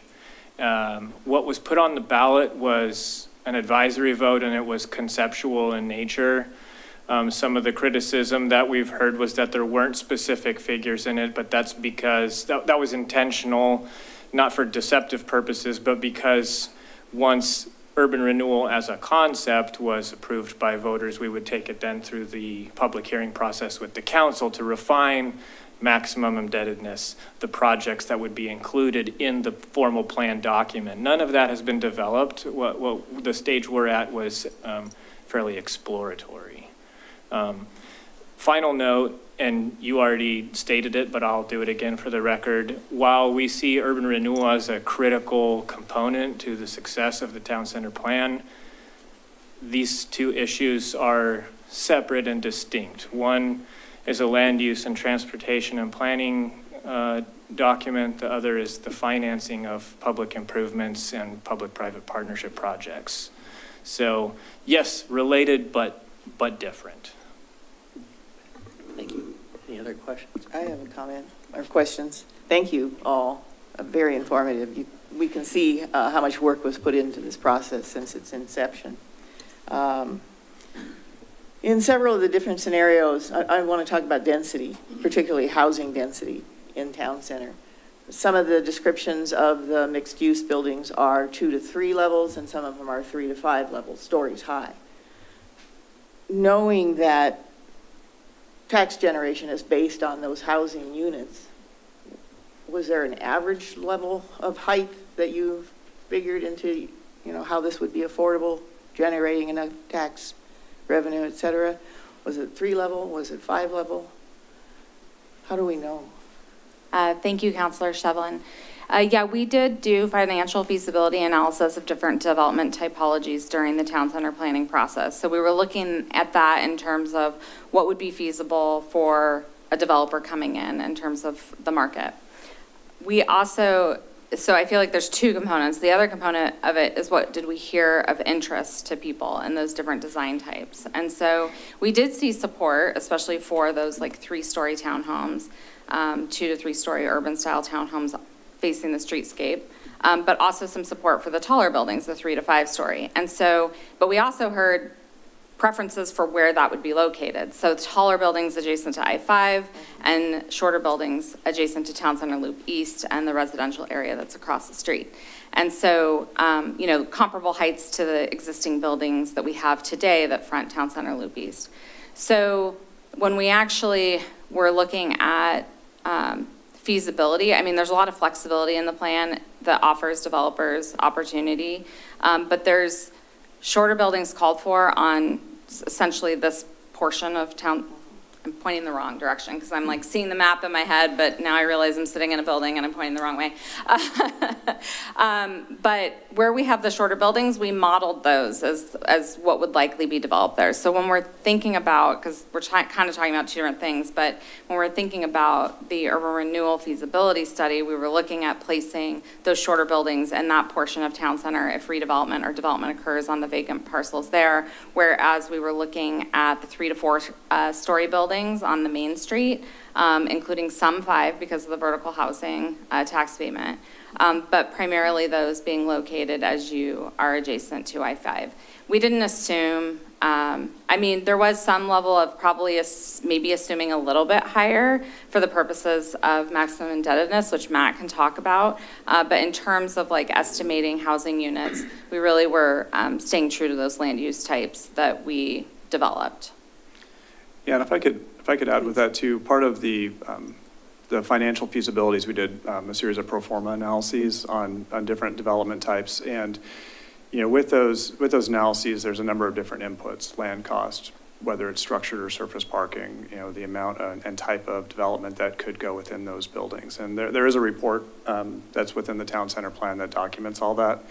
Those are point in time studies, just like traffic analysis is, but it did give a good sense of what from a market standpoint is feasible or not feasible. But then also if you were to look at, say, like urban renewal or some other type of incentive, those were also, you know, essentially variables within that study.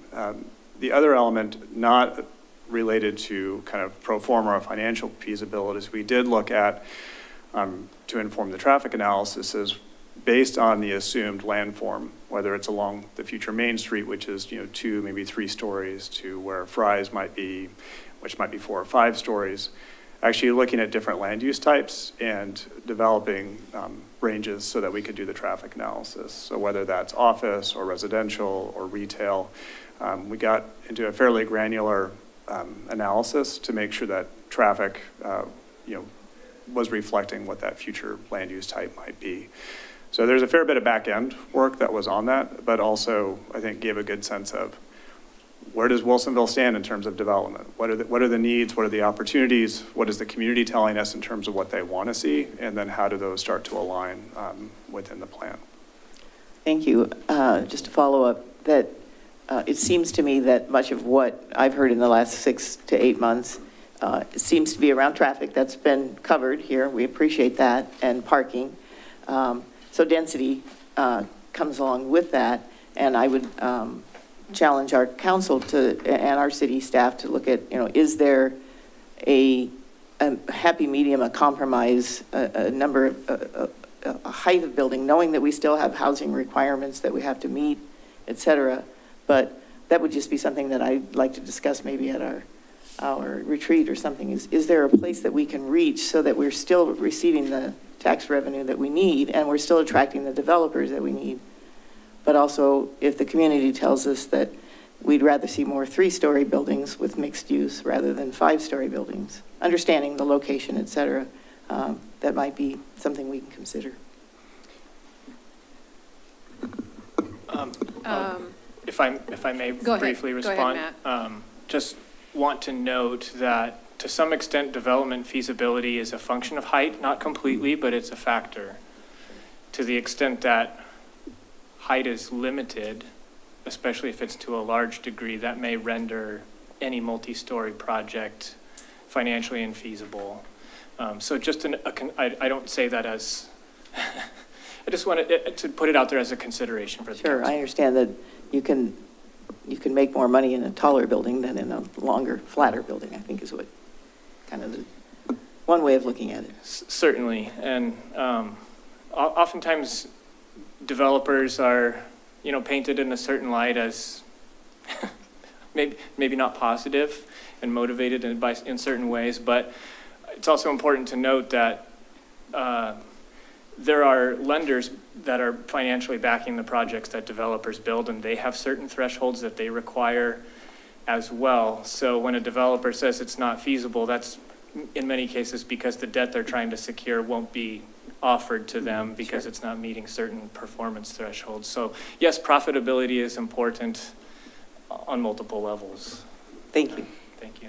And if I may just add a little bit, Counselor Shevlin, going through this process from like beginning to end, I would note that there were a lot of other opinions out there that were expressed in terms of people who wanted 7 to 10-story buildings.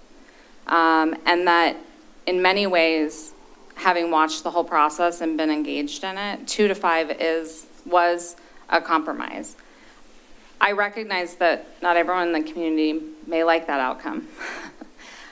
Working with the community in this way with thousands of people, you often have this push and pull. Even within an existing event, I watched it play out sometimes at a table between different residents who were debating different topics, and then kind of coming to the middle and finding a sense of agreement. And so things can change. This is a good discussion item for the council, but I would say that going through that process, we found the most support for that 2 to 5 story, right? Like even the images that had 4 to 6, there was a little less preference on that. And people really gravitated to that 2 to 5, which is why you see 2 to 3 on the east side, you see up to 5 on the west side, and 3 to 4 along that main street. And so I just wanted to note that because there were a lot of range of opinions through the process and through this democratic process that we have. What kind of came to be in this document was where the majority landed. Thank you, that's very helpful. Are you gonna go? You don't have your mic on, do you? Yep. Never mind. I thought you were hitting your mic. Thank you all. I appreciate it. This was a lengthy presentation, and I appreciate it. First question, can we get the deck? Of course. Thank you. And then also, as far as what other information I need, I would like to see a breakdown of the demographics of the individuals who were involved in all of these surveys. I saw a lot of children there. Children, great, they're hopeful, they're not necessarily economists. So I do want to make sure that we've got, when all of those dots are being placed, that we have the appropriate age breakdown if it's available at all. I over the last 2 years that I've served, we've spent time doing some really, really important things for the city, like our camping ordinances and everything we were doing on Frog Pond and some of the other issues that came up for us with Prize and everything. And quite frankly, Town Center was really sort of on the back burner, other than the urban renewal vote that went out. And I believe that if it's possible to always take it out for a vote to the people, we should always do that. So that's what we spent quite a bit of time over the last 2 years doing. So a lot of this information is brand new to me. And, I dug in today to some of the feasibility and some of the studies much more depth over the weekend also. And what I find is I'm scratching my head a little bit because I know that we have newly elected officials who have all been very specific in their campaign promises of what they would accomplish, and I'm very interested to see what is possible with all of that, because I do think that that those, when promises made, should be promises kept. So I will try and hold some of my colleagues here up on the dais to some of their promises, including whether it's the mayor or whether it's either the council members. And after looking at all of this and actually being stopped by neighbors as I'm walking in the street, because word gets out when an evening like this is going to happen, one of the things that actually came up was, I've lived here I've lived here for 20 plus years and I never heard about this. And I'm really concerned about the economy, and I'm concerned about, everything that's going on, that our city is divided. And I am actually going to, I'm happy to express to you all where I'm coming from, but in essence and in the end, I believe at this point we should pause and not move forward on Town Center until we get some big answers to some big questions. because we don't know where we are in a time where in our country and our economy and even the demographics of our state are uncertain. And at least for me, I see a lot of facts that I can't square. One is the disposition of the existing property. We're already 6 years since town center the plan was approved. The funding, the urban renewal advisory vote was defeated. What happens now? Is there an alternate funding mechanism for this or is urban renewal our only solution? How else can we get this done? The cost.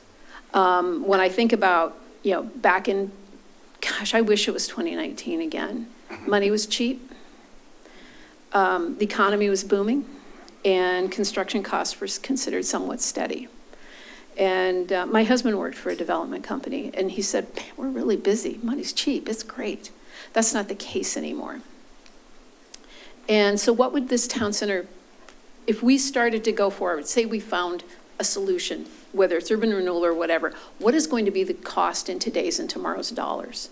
We've got tariffs that are going to be implemented here in a few days. Granted, that's very short, that may be very short-lived. And Matt, I appreciated what you said, about, development still happens.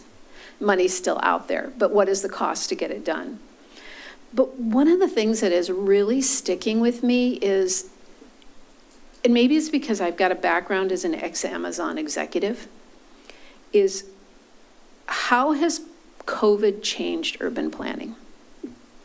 We're now living in a post-COVID world where not only how we work and we live, but how we shop change. I was looking at reports this weekend by the Brookings Institute, by Harvard, by even the National Institutes of Health talked about how our behaviors, even our retail behaviors, changed. And I believe it's important for us to take those changes into consideration. So those are just a few of my ideas and some thoughts on this. I don't know where we're going to go, and I'm excited to see where we go on our goals and our planning. But I do believe that we have a lot of citizens who have, obviously a lot who have supported it moving forward. And then we have a lot of citizens who are asking some questions now. So I think it's a responsibility as the council to take a pause, take a look at this, ask a lot more questions of all of you, and take a look at how we can move forward. So thank you.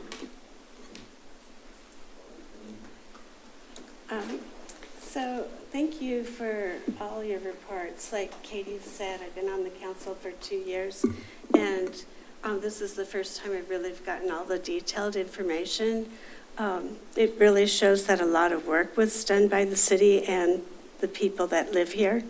So I was just wondering if you could just say again how many people participated and what the cost was to put together the plan. So we initiated the contract in 2016, and at that time, the contract to have the consultant team assist us was $450,000. We know contracts these days are substantially more. I don't know what it would be, but it would likely be quite a bit higher than that to do the same work. The outreach and engagement that we did, because we had to modify and go to additional meetings to make the outreach and who we heard from much more diverse, most of that was borne on the city staff. And so city staff we were working with the consultants to get all the materials prepped for like those big meetings and the online surveys and all of that stuff. And then we were using the same materials to go into apartment buildings and PTA meetings and HOA meetings and into the schools. So we were using that information, but staff was doing the majority of that. Staff hours were over 3,100 hours, and I would say, I know my time was over 2,000 hours. Probably half of mine was community engagement, at least, and then the remaining staff time was pretty much all community engagement because I was the only one doing like project management and content review. So you're looking at considerable, an entire staff person, essentially, if they were working full-time doing it. That's just the community engagement part. So you asked me, that's essentially the resources that would be needed. The whole cost of that project, using the costs from 2016 to 2019, was just over $1 million. We see long-range planning right now being similar. I would expect that because there was a lot more engagement on this project than any other project that the city's done, that you'd be looking closer to like 1.5 million in today's dollars. We reached, I'd have to probably, I think we compiled, I think at the beginning of the slide, it's like 2,000, we estimate about 2,000 different people. That was a lot of different data points. It's probably more than that. Maybe I'm looking at the wrong, that has to be more than that. I'm looking at the wrong number because the initial survey that we did was almost 1,000. It was like 989 respondents on the very first survey. The second, the design survey, the compilation between those two is about 850 residents. So you're looking at respondents. Some of those might be the same. There's a lot of people who engaged multiple times during the project. There's also probably a likelihood that some of those are unique respondents.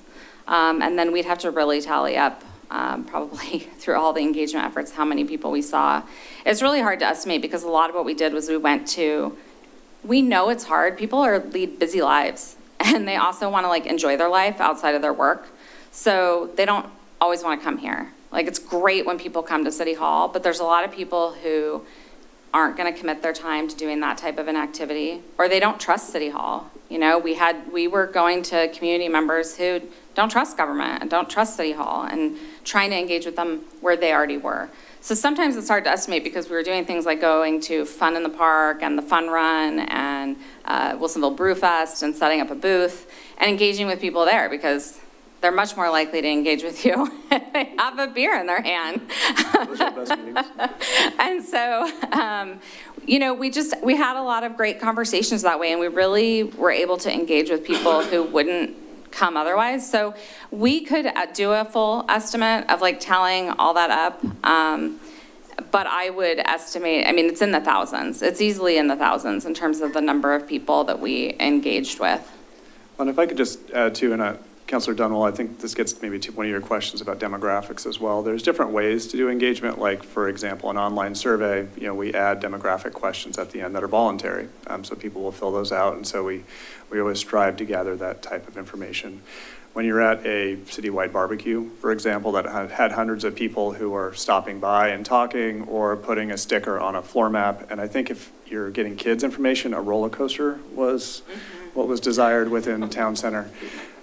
But all of that information, that written input, the video, discussions, those were documented as much as possible, but also those dots. We counted up all of those dots to identify, in general, where people are going in terms of preference. And so when we think about engagement, one, we think about it in multiple paths because, as Miranda mentioned, some people don't like to come to City Hall, so that if you have a public meeting here, they're not going to come. But if you go to their neighborhood, if you have somebody do a pop-up at their kitchen table with a map, those are different types of ways to gather input. And so we think about engagement in, I guess, both traditional and non-traditional ways. And so demographics, that's a very traditional way to be able to capture that, and we did that.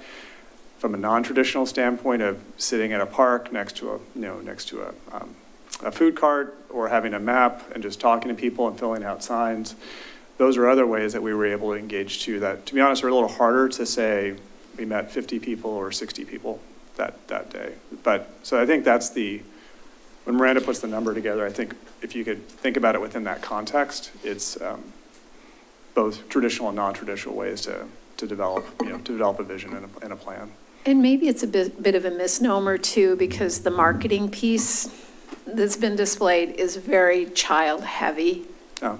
Yeah, so, and so it could be not necessarily an accurate representation of the true input and the true demographics that were presented. And I have a couple more questions. Oh, okay, go ahead, Carolyn. I was just responding okay. to his follow-up to me. Yeah, can I ask a couple more questions? So I wanted to follow up on that, on your report and the cost. And I think you did mention, like, if we did amend the town center plan, what the estimated cost would be. I'm pulling out my report just to make sure I think I mentioned that I estimated it to probably be about $1.5 million. Did you have further questions about that? No, Okay. I wanted to hear that, because that's a lot of money. And then plus the delays in getting new businesses and up and running in the heart of our city. But I have heard a lot of discussion at our meetings here about housing and the difference between ownership and rental. And is that something the city can regulate or not? Is that market regulated or city regulated? Thank you, Councilor Berry. That is not something that the city regulates. We can't regulate tenureship or families living in different homes. All we can do is provide a variety of homes, and that through that mechanism, that should hopefully take care of that, right? So you have different types of housing, whether it's single-family detached, middle housing in a variety of formats, apartments and condominiums. That provides a range of different types of housing for people at different stages of their lives. And we often see some of those being more rental and some being more owner. But even when you look at single-family detached, some of those are rental units. There's a lot of people who rent their homes out to people. And then similarly, there's a lot of multifamily residential that can be ownership. And our hope would be that over time, and there's a lot of effort at the state capitol of helping making condominiums easier in Oregon in order to provide more of those home ownership opportunities, especially for first-time home buyers. Thank you. And then just going through our staff report, it's a little bit different than what you presented tonight. But in the staff report, we address the legal constraints. And I was wondering if we're going to hear about that tonight. I'd be happy to answer any questions that you have. Well, in the report, it's talking about like the largest legal constraint would be some of the plans that are already in place, like with Metro. And so can you just go through the restraints that the city council has to look at and take in consideration? Of course, Councilor Berry. So as I mentioned in the staff report, there are implications beyond the city in terms of modifying the town center plan. So as I mentioned earlier, a legislative amendment, it goes to the state for review. And so we have statewide planning goals, and we have to meet those goals through our comprehensive plan and all of the implementing plans. So that would include this master plan. And the amendments we made to the comprehensive plan and development code alongside this master plan. So we modified all of those different documents when we adopted the town center plan. So the state reviewed those at that time, and so did Metro, and determined that we were consistent with regional and statewide planning goals. If we were to look at amending things in the plan, we'd want to understand if some of those amendments would be essentially constrained by regional and state requirements. And we do that in every legislative amendment. So you'll see consistency findings alongside all of our staff reports, and those really show consistency with our existing policies as well as the regional and state policies. So that's something we do with any legislative amendment, and it's something we would need to do with this one. There are constraints if we're talking about housing and changing potential density of housing. So if we were to go from, say, allowing up to 5 stories, and we said, no, we're actually only going to allow up to 2 or 3, that would be changing essentially the amount of allowed housing units in the town center. That would be restricted, or we would have to, there would be implications on that from 2 different, essentially, perspectives. One, at the regional level at Metro. Because we have the state urban growth planning system and planning goals, they essentially, we're all required to have 20 years of residential and employment growth in our urban growth boundary. And so when cities modify their zoning and allow for certain types of development, whether it's housing or jobs, you are sort of, the Metro puts that into their model, and it's now it's part of the regional housing capacity, which is approved at the state. And so essentially Metro has a functional plan, which is much like our zoning code. It's their version, but at a regional level. And it essentially has, in their Title I, it has restrictions on cities not being able to downzone. Because essentially, once you have that zoning capacity, the region is part of the regional model, is part of how those 20-year urban growth decisions are being made. So there's sort of that constraint in terms of the town center density if it were to lower. Even sort of, if we put that aside and said that Metro allowed it, under statewide planning goal 10, the city, as I mentioned, is required to maintain a 20-year land supply for needed housing. That includes all of the types of needed housing that we have, which includes multifamily housing, which is what we're really talking about in town center. And so if we were to make a modification to that capacity, we would have to accommodate for that capacity elsewhere in the city. If we found a way to do that, we're just kind of playing the hypothetical. Let's say we downzone in town center, we put the multifamily residential somewhere else in the city. We would have an issue with that in terms of the climate-friendly and equitable communities work that was just adopted by the state, or the rules, I should say, not work, but the rules, their Oregon administrative rules. And they essentially require cities, all cities, to have climate-friendly areas. In the metro region, that essentially became all town centers and regional centers. We said we already have these types of areas that you're requiring every other city in the state to create. And we were able to essentially use the town centers, like not singularly Wilsonville, but like regionally the town centers and the regional centers became the climate friendly areas. And what that means is that that is where the state expects our mixed use multifamily residential to be.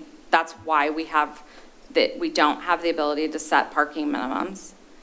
And they would essentially, if we were to move the density out of that area, we would likely see state action.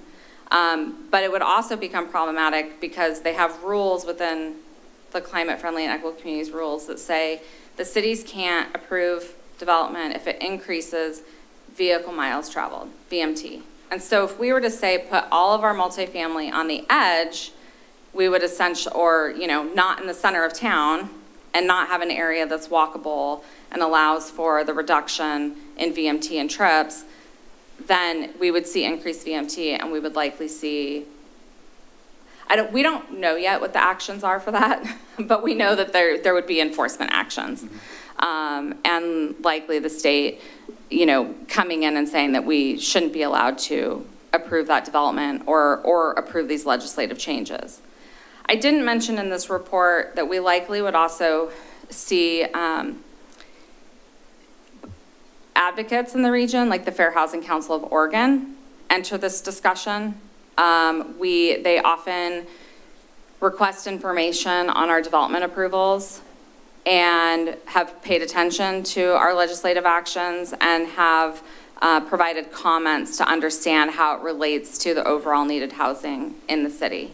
So far, we've explained that in terms of how our actions are meeting the needs in our community, and we haven't had any issues. But they are an organization that's paying attention. And so if we were to change housing options in the city and they didn't feel that we were meeting housing need, they may or may not enter the conversation. Sorry, I'm just sharing information I have. And then the last thing I mentioned in the staff report, if you want me to cover it, is Measure 49. It's a statewide measure. Essentially, if we made an amendment to the town center plan that resulted in updates to our development code, which that happened, when we adopted the plan originally. If we were to do that and potentially decrease the market value of a given property for residential development, within 5 years of making that change, a property owner could make a claim against the city to recover reduced value. I haven't been through that process, but that is another consideration the council would want to have in the back to discuss. Thank you. We're getting a little further away from the actual town center, but I Right. know that it's all interrelated, and I know I threw my hands up, I'm sorry, but I'm going to throw my hands up again. We are already past 50% multifamily housing or rental housing within this city.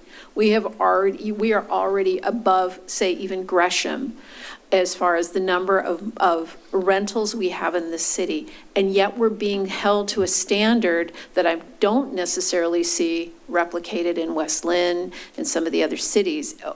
Has there been any conversation about pushing back on the state? I know you, and I know you've already testified, and I know that all of the, you did yeoman's work on getting all of that done, and it still didn't make a difference. But now that it's actually in place, does it make sense for us to push back? I'll defer that conversation for another day, but I do think that they're all interrelated, because we are far and above ahead of so many of our other sister cities in the suburban area. I agree, Councilor Donwell, that we probably should shelf it, but just because it already came up, I'll just add a couple sentences and then we can move on to other questions and concerns. And that would be that is a lot of the reason for things like the Oregon Housing Needs Analysis and the reason why the state is going into this process of having more control and of putting more rules in place. And it is because, especially if we even look at the region that we're in, is that there are these regional rules, and we all should have been following Goal 10, which says that we need to plan for 50% as single-family detached and 50% as multifamily. Not everybody has done that. Not everybody has added subsidized affordable units. It's not across the board. All cities are essentially, if we want to talk about it as a performance standard, performing in the same way. A lot of where these rules are headed is in trying to make sure that places that have said, oh, well, we don't have that need because we've never planned for it, and there isn't anybody who lives here that needs that housing, they just kind of sit behind that place and have been able to continue to just continually plan for the people who, already live there instead of planning more holistically. And we're penalized. So one could look at it that way. In the Oregon Housing Needs Analysis and Housing Production Dashboard that just came out for the first iteration of it came out in January. One of the things we'll be looking at is that the rules really talk about looking at cities alongside their comparable cities in terms of performance. And so if you're performing well, there is less enforcement. There's going to be less requirements or interjection from the state if you are already performing and already doing things. And so this is in some ways trying to level that field. Okay, thank you. I have one more thing to say, just in a general statement, and then I'm pretty much done. I have no more clarifying questions or information. Since I've been elected and watching everything that's been happening, I see a lot of folks come into our city council meetings, very passionate, but I've also seen a city that has become divided. And that is a concern to me. I believe that this is not the time for any of us to dig in our heels one way or another, but it's a way to find ourselves at a place where we can say, you know what, this is what makes sense for all of us as a city, because a city divided is a city that's paralyzed. And, it would be great if we could, step aside and go, let's do something fun too. Yeah, let's get away from all of this heavy talk and let's do something fun. Boone's Ferry Days was brought up at the last council meeting. I mean, reinvigorate and get something to unite this city, because I don't want to throw anybody under the bus here. I don't want to throw our staff under the bus. I don't want to throw any of the citizens or any of my councilors or the mayor under the bus on this, because I think that there is a way to get to a positive, but I think we have to start really communicating and listening to each other. So, appreciate you guys for all the signs here today. It's because it is not a council meeting, and yet I bet that there are others that would probably have signs that would say something different. So appreciate all of you. Staff, again, like I said, Miranda, you did yeoman's work on this, and I appreciate all of you. So let's see how we can get to something good for the city.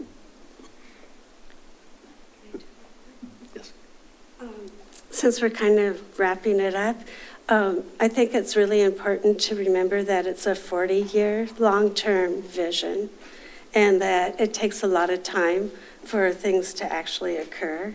But it's the city's just working with the citizens, trying to envision, what's possible and how can we make it more feasible. But it's a big timeline. So that's my comment. I have a comment. Wait, I'm sorry. Let Mr. Please. Okay, thank you. just in regards to the original task force, because some fellow counselors mentioned that this is the first time they'd seen much of this information. I know at least 8 people that were on the task force, and speaking to them over the last year or more, they were so enthused about the engagement process and don't want to see that be lost. They were so excited about the amount of engagement, and that I never got the impression that it was kid-friendly. Some of the photos might be kid-friendly because we want to show families that this is a great place to live and to raise your family. And when you look at the demographics of those that took part, most of those that took part were in that middle range of 30s to 45 age range of kids, families with school-age children. So sure, we want to depict that in the marketing about the plan, but the engagement included senior residents, senior areas as well. Those people were thinking about a plan that they may never see, but they still felt that it was important enough to be able to look beyond today and tomorrow and next year, and whatever the next 4 years bring us as far as financial insecurity. We still have to be able to look beyond that as leaders for our community and as community members. We probably won't see a lot of this, but we want our children and our grandchildren to be able to see it. Thank you. So at the beginning of the work session, I brought up the idea of talking about codifying a mandatory vote that would be binding if we were to open an urban renewal district. The idea of promises made, promises kept. I think that's incredibly important. Last May, we put this to a vote. I understand it was an advisory vote. I understand it was about the funding for this project. A lot of people have shared with me that they saw that as their opportunity. That was the real survey question for them, that they got to say, no, this plan doesn't make sense. I don't like the idea of the density. I don't like the change of character of our town that this would bring, and a myriad of different reasons. So with that, we find ourselves with a vote that occurred. We opened the door as a city, and our citizens said, no, don't fund this project with urban renewal dollars. If this project's going to go ahead, we have to find money for it. And so we've run into a wall, it feels like, with that. Since May, nothing's happened, as far as I know, with Town Center. There's been no public engagement.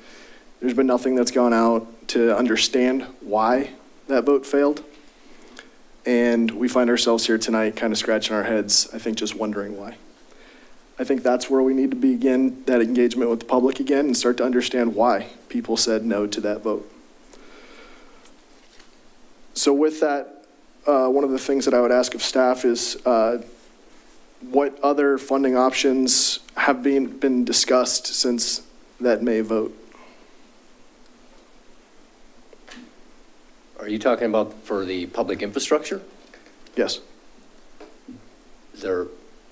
You're limited in this state. Urban renewal, if you're going to do anything substantial, urban renewal is basically your only economic tool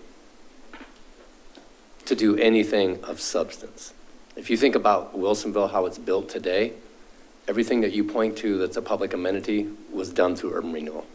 Urban renewal has also been used by Wilsonville more than any other community per capita.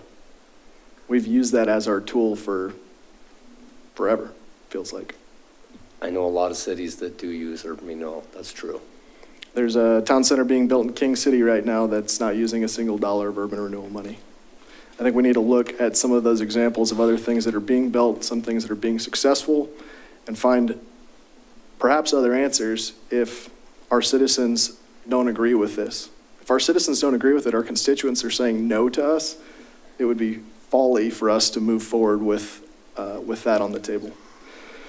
So that's something that we have to sort out. I was a little surprised that the packet included those legal issues and then they weren't presented as part of the presentation. So I did have quite a few questions on that I'd like to cover. So there was for the first legal constraint listed for Metro's urban growth management functional plan. It said that it does not allow a city to reduce a minimum zoned housing capacity within a town center except for a natural resource protection or rezoning for industrial use. Are there any other exceptions in the UG MFP that we could look at? No. Not for downzoning for residential capacity. So section D says that it allows the rezoning if other zones in the city have their zoning minimums increased. Yes, but typically, Metro wouldn't allow that within a town center. So typically, that's looking at from like one residential neighborhood to another residential neighborhood. It is in part why we presented the second bullet point, which was like, even if we could convince Metro that taking it out of a town center, because there is that D where you can transfer density, they typically don't allow that for a town center. And so, because of Title VI. And so, we didn't include that, but within the second bullet point, we kind of go around that by saying, even if we were to convince them, essentially through D, to move it, then we're still gonna have issues. Okay, so would section E apply? For example, it talks about reductions in a single lot or parcel. So if we were talking about something along the lines of maybe the Fry's property, talking about a single lot or parcel. I have never seen that allowed for the type of discussion that we're having now. It's possible. You'd have to go through that process with Metro to determine.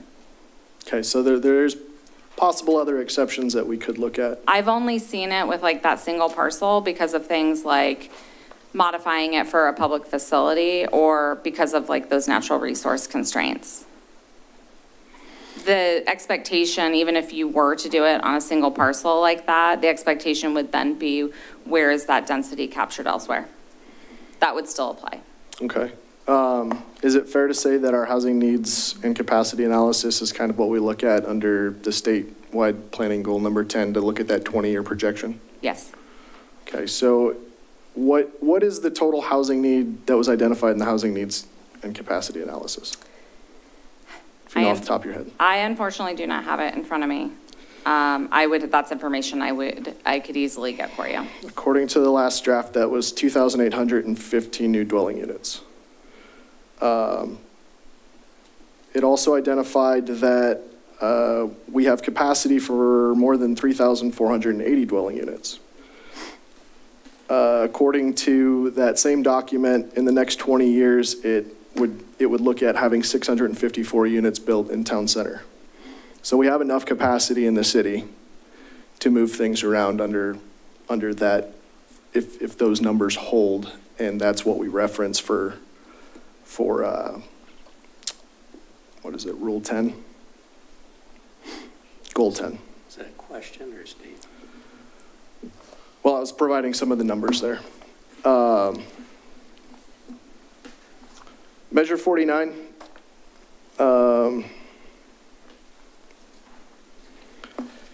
We talked about zoning and changes in zoning under Measure 49. At this point in time, does the land change, this might be a question for Mr. Lorenzen, does the land change in value because of our zoning? Is it going to change in value significantly because of the $200 million worth of infrastructure that's going to be built for it? I would say both. Zoning directly impacts value because of the allowed uses, the allowed development standards, 1 story versus 5, that makes the land inherently more valuable. As far as the infrastructure question goes, that's a complicated question to answer, but to the extent that, so for example, if the bicycle and pedestrian bridge over I-5 were constructed and there were a plaza, that's probably going to have value impact on the theater property, for example, because it sits right there. Beautiful public amenity that benefits that property, perhaps disproportionately compared to other town center properties. So I would say it depends. Just a point of clarification, though, as well, as far as infrastructure goes, most of the infrastructure called for in the town center plan would be funded by the private development community in the form of exactions. Those are the requirements imposed upon developers when they are entitled to build what they are seeking to build. And in the form of SDC charges. And you could make an argument that they're kind of getting hit twice for paying for public infrastructure. They're going to build some of it in conjunction with the building that they want to build. They're also going to pay SDCs to help the city build future capacity in the future. Future capacity in the future. I think one of the questions too with public infrastructure on the Fry's site specifically is that kind of regardless of what you build on that site, there is no infrastructure there today. So whether that's townhomes, you know, a 3 or a 4-story building, there aren't roads, there isn't sewer, there isn't water within that larger site. So that infrastructure would be required there regardless of the type of development that would occur. So whether or not it's, you know, lower density development versus higher density development, that's really kind of a percentage question, because the cost of doing infrastructure is opening up the ground, putting the pipes in, whether it's a 6-inch pipe or a 12-inch pipe really isn't the cost determinant. It's actually digging in and installing. So I think that's a question, particularly for that site, which I want to say is 5 or 7 acres, something like that. It's a large. 15. 15. So it's been a while. Over 15, yeah. That cost for that site would be substantial regardless of the types of development that you would be on there. I think the question would be is what is the best way to be able to recoup some of those costs, whether that's through private development or some other type of mechanism. And that's really where you start to get the question of scale and use within those sites. So that would be a pretty expensive site to install the infrastructure on compared to a lot of the rest. No, I think, you know, with any of the sites, I mean, it's essentially, aside from the Fry's building, it's a flat site that just happens to be paved. I don't see that it's really different than, say, the Kaiser property, you know, just next to City Hall. They're both flat, they're both generally vacant. It's really about the cost of putting that infrastructure in the ground. And so I think that's whether you have 6 inches of asphalt on top of that versus, you know, a green field, that's not really the huge difference. The difference is putting in streets and the utilities to support whatever that development is. And that would be generally consistent across those sites.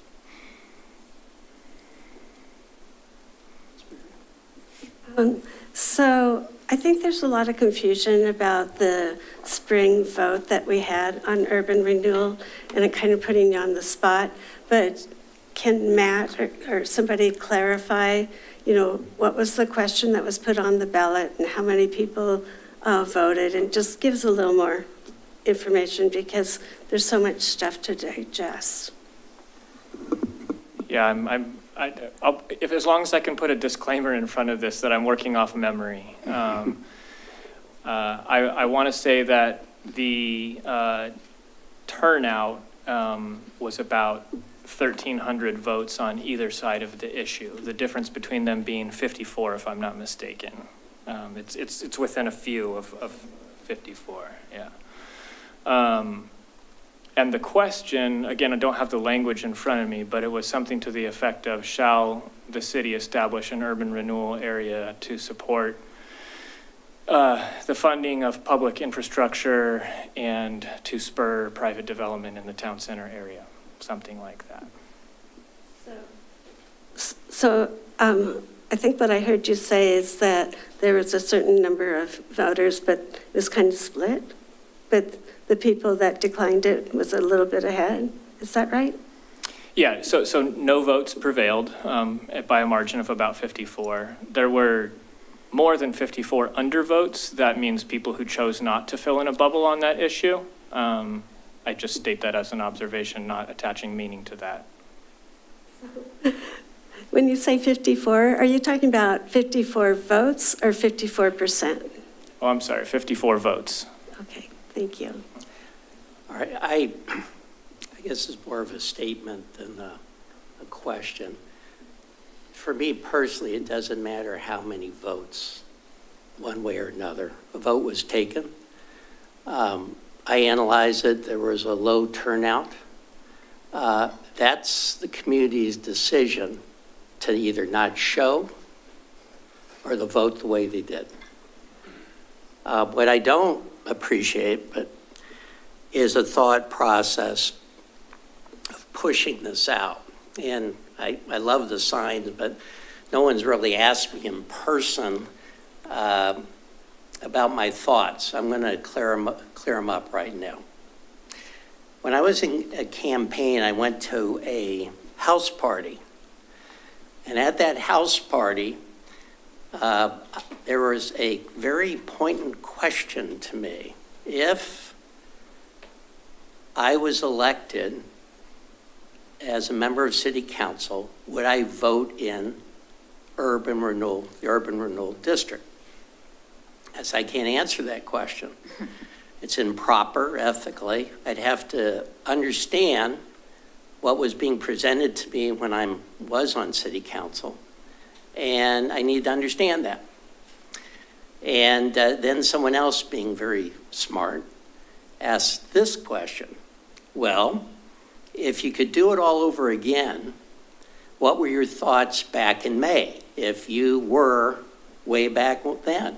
And my comment was, well, I didn't particularly think that you vote in an advisory vote, that you elect city officials to make hard decisions. And I think advisory votes are what what politicians use to hide behind making hard decisions. And I was looking at it from a lawyer's perspective. Well, I also said, which no one mentioned, but that's okay, because I like this person very much, is that it doesn't really matter what I thought back in May. What matters is a vote happened, and I have to look at it from a procedural due process piece of it. The voters voted. It's been done. It's obvious to me that we warrant further communication, and we're warranted to have a further vote. What I do disagree with, I don't agree with delaying, because I've met with the people, members of the Chamber of Commerce. I've met with interested businesses and parties.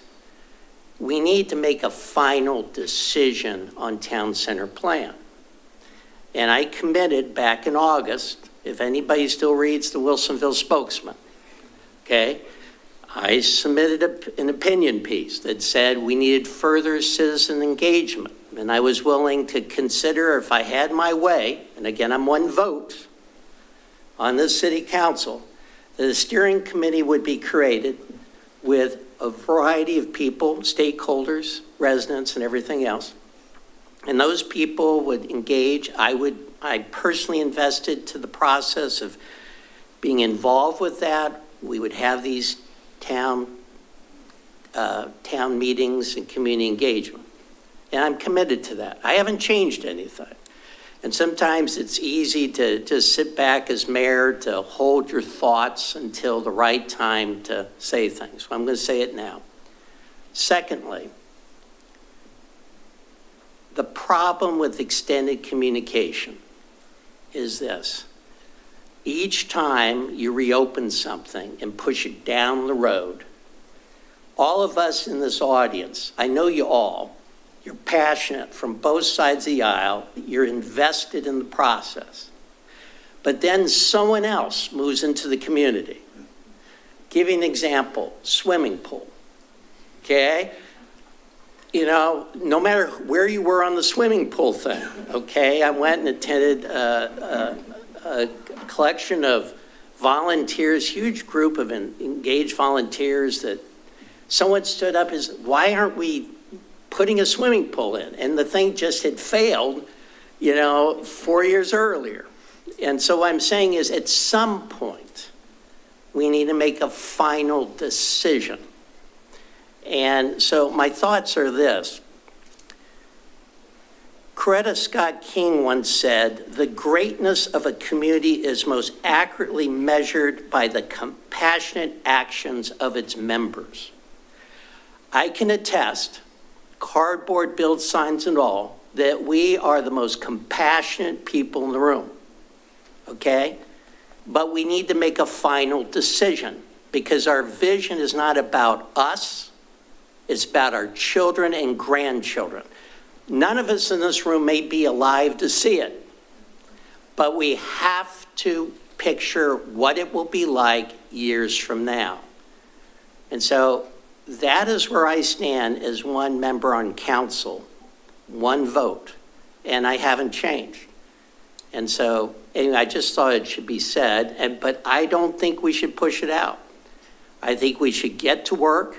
I understand the financial constraints, and I'm sure staff will, and our very, very capable city manager, to the extent he's still around, hopefully, and our city attorney will educate me how hard this is going to be. But we need to get it done. And so I'm all about the communication. I'm just not all about the delay. I'd like to respond to that. So what I'm hearing you say, Mayor, is that you would like us to move forward. Do you still want the long-term advisory task force or the town hall and community meetings? I want to have, I've already made it clear what I said. That's what I'm asking. I'm asking a clarifying question. Are you willing to continue to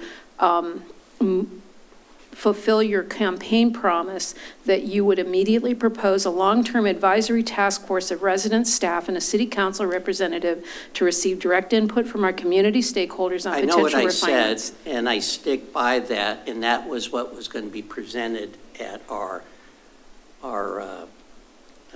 retreat, but that's my vote as to what my proposal That we will was. continue to go down the path of a long-term advisory task force.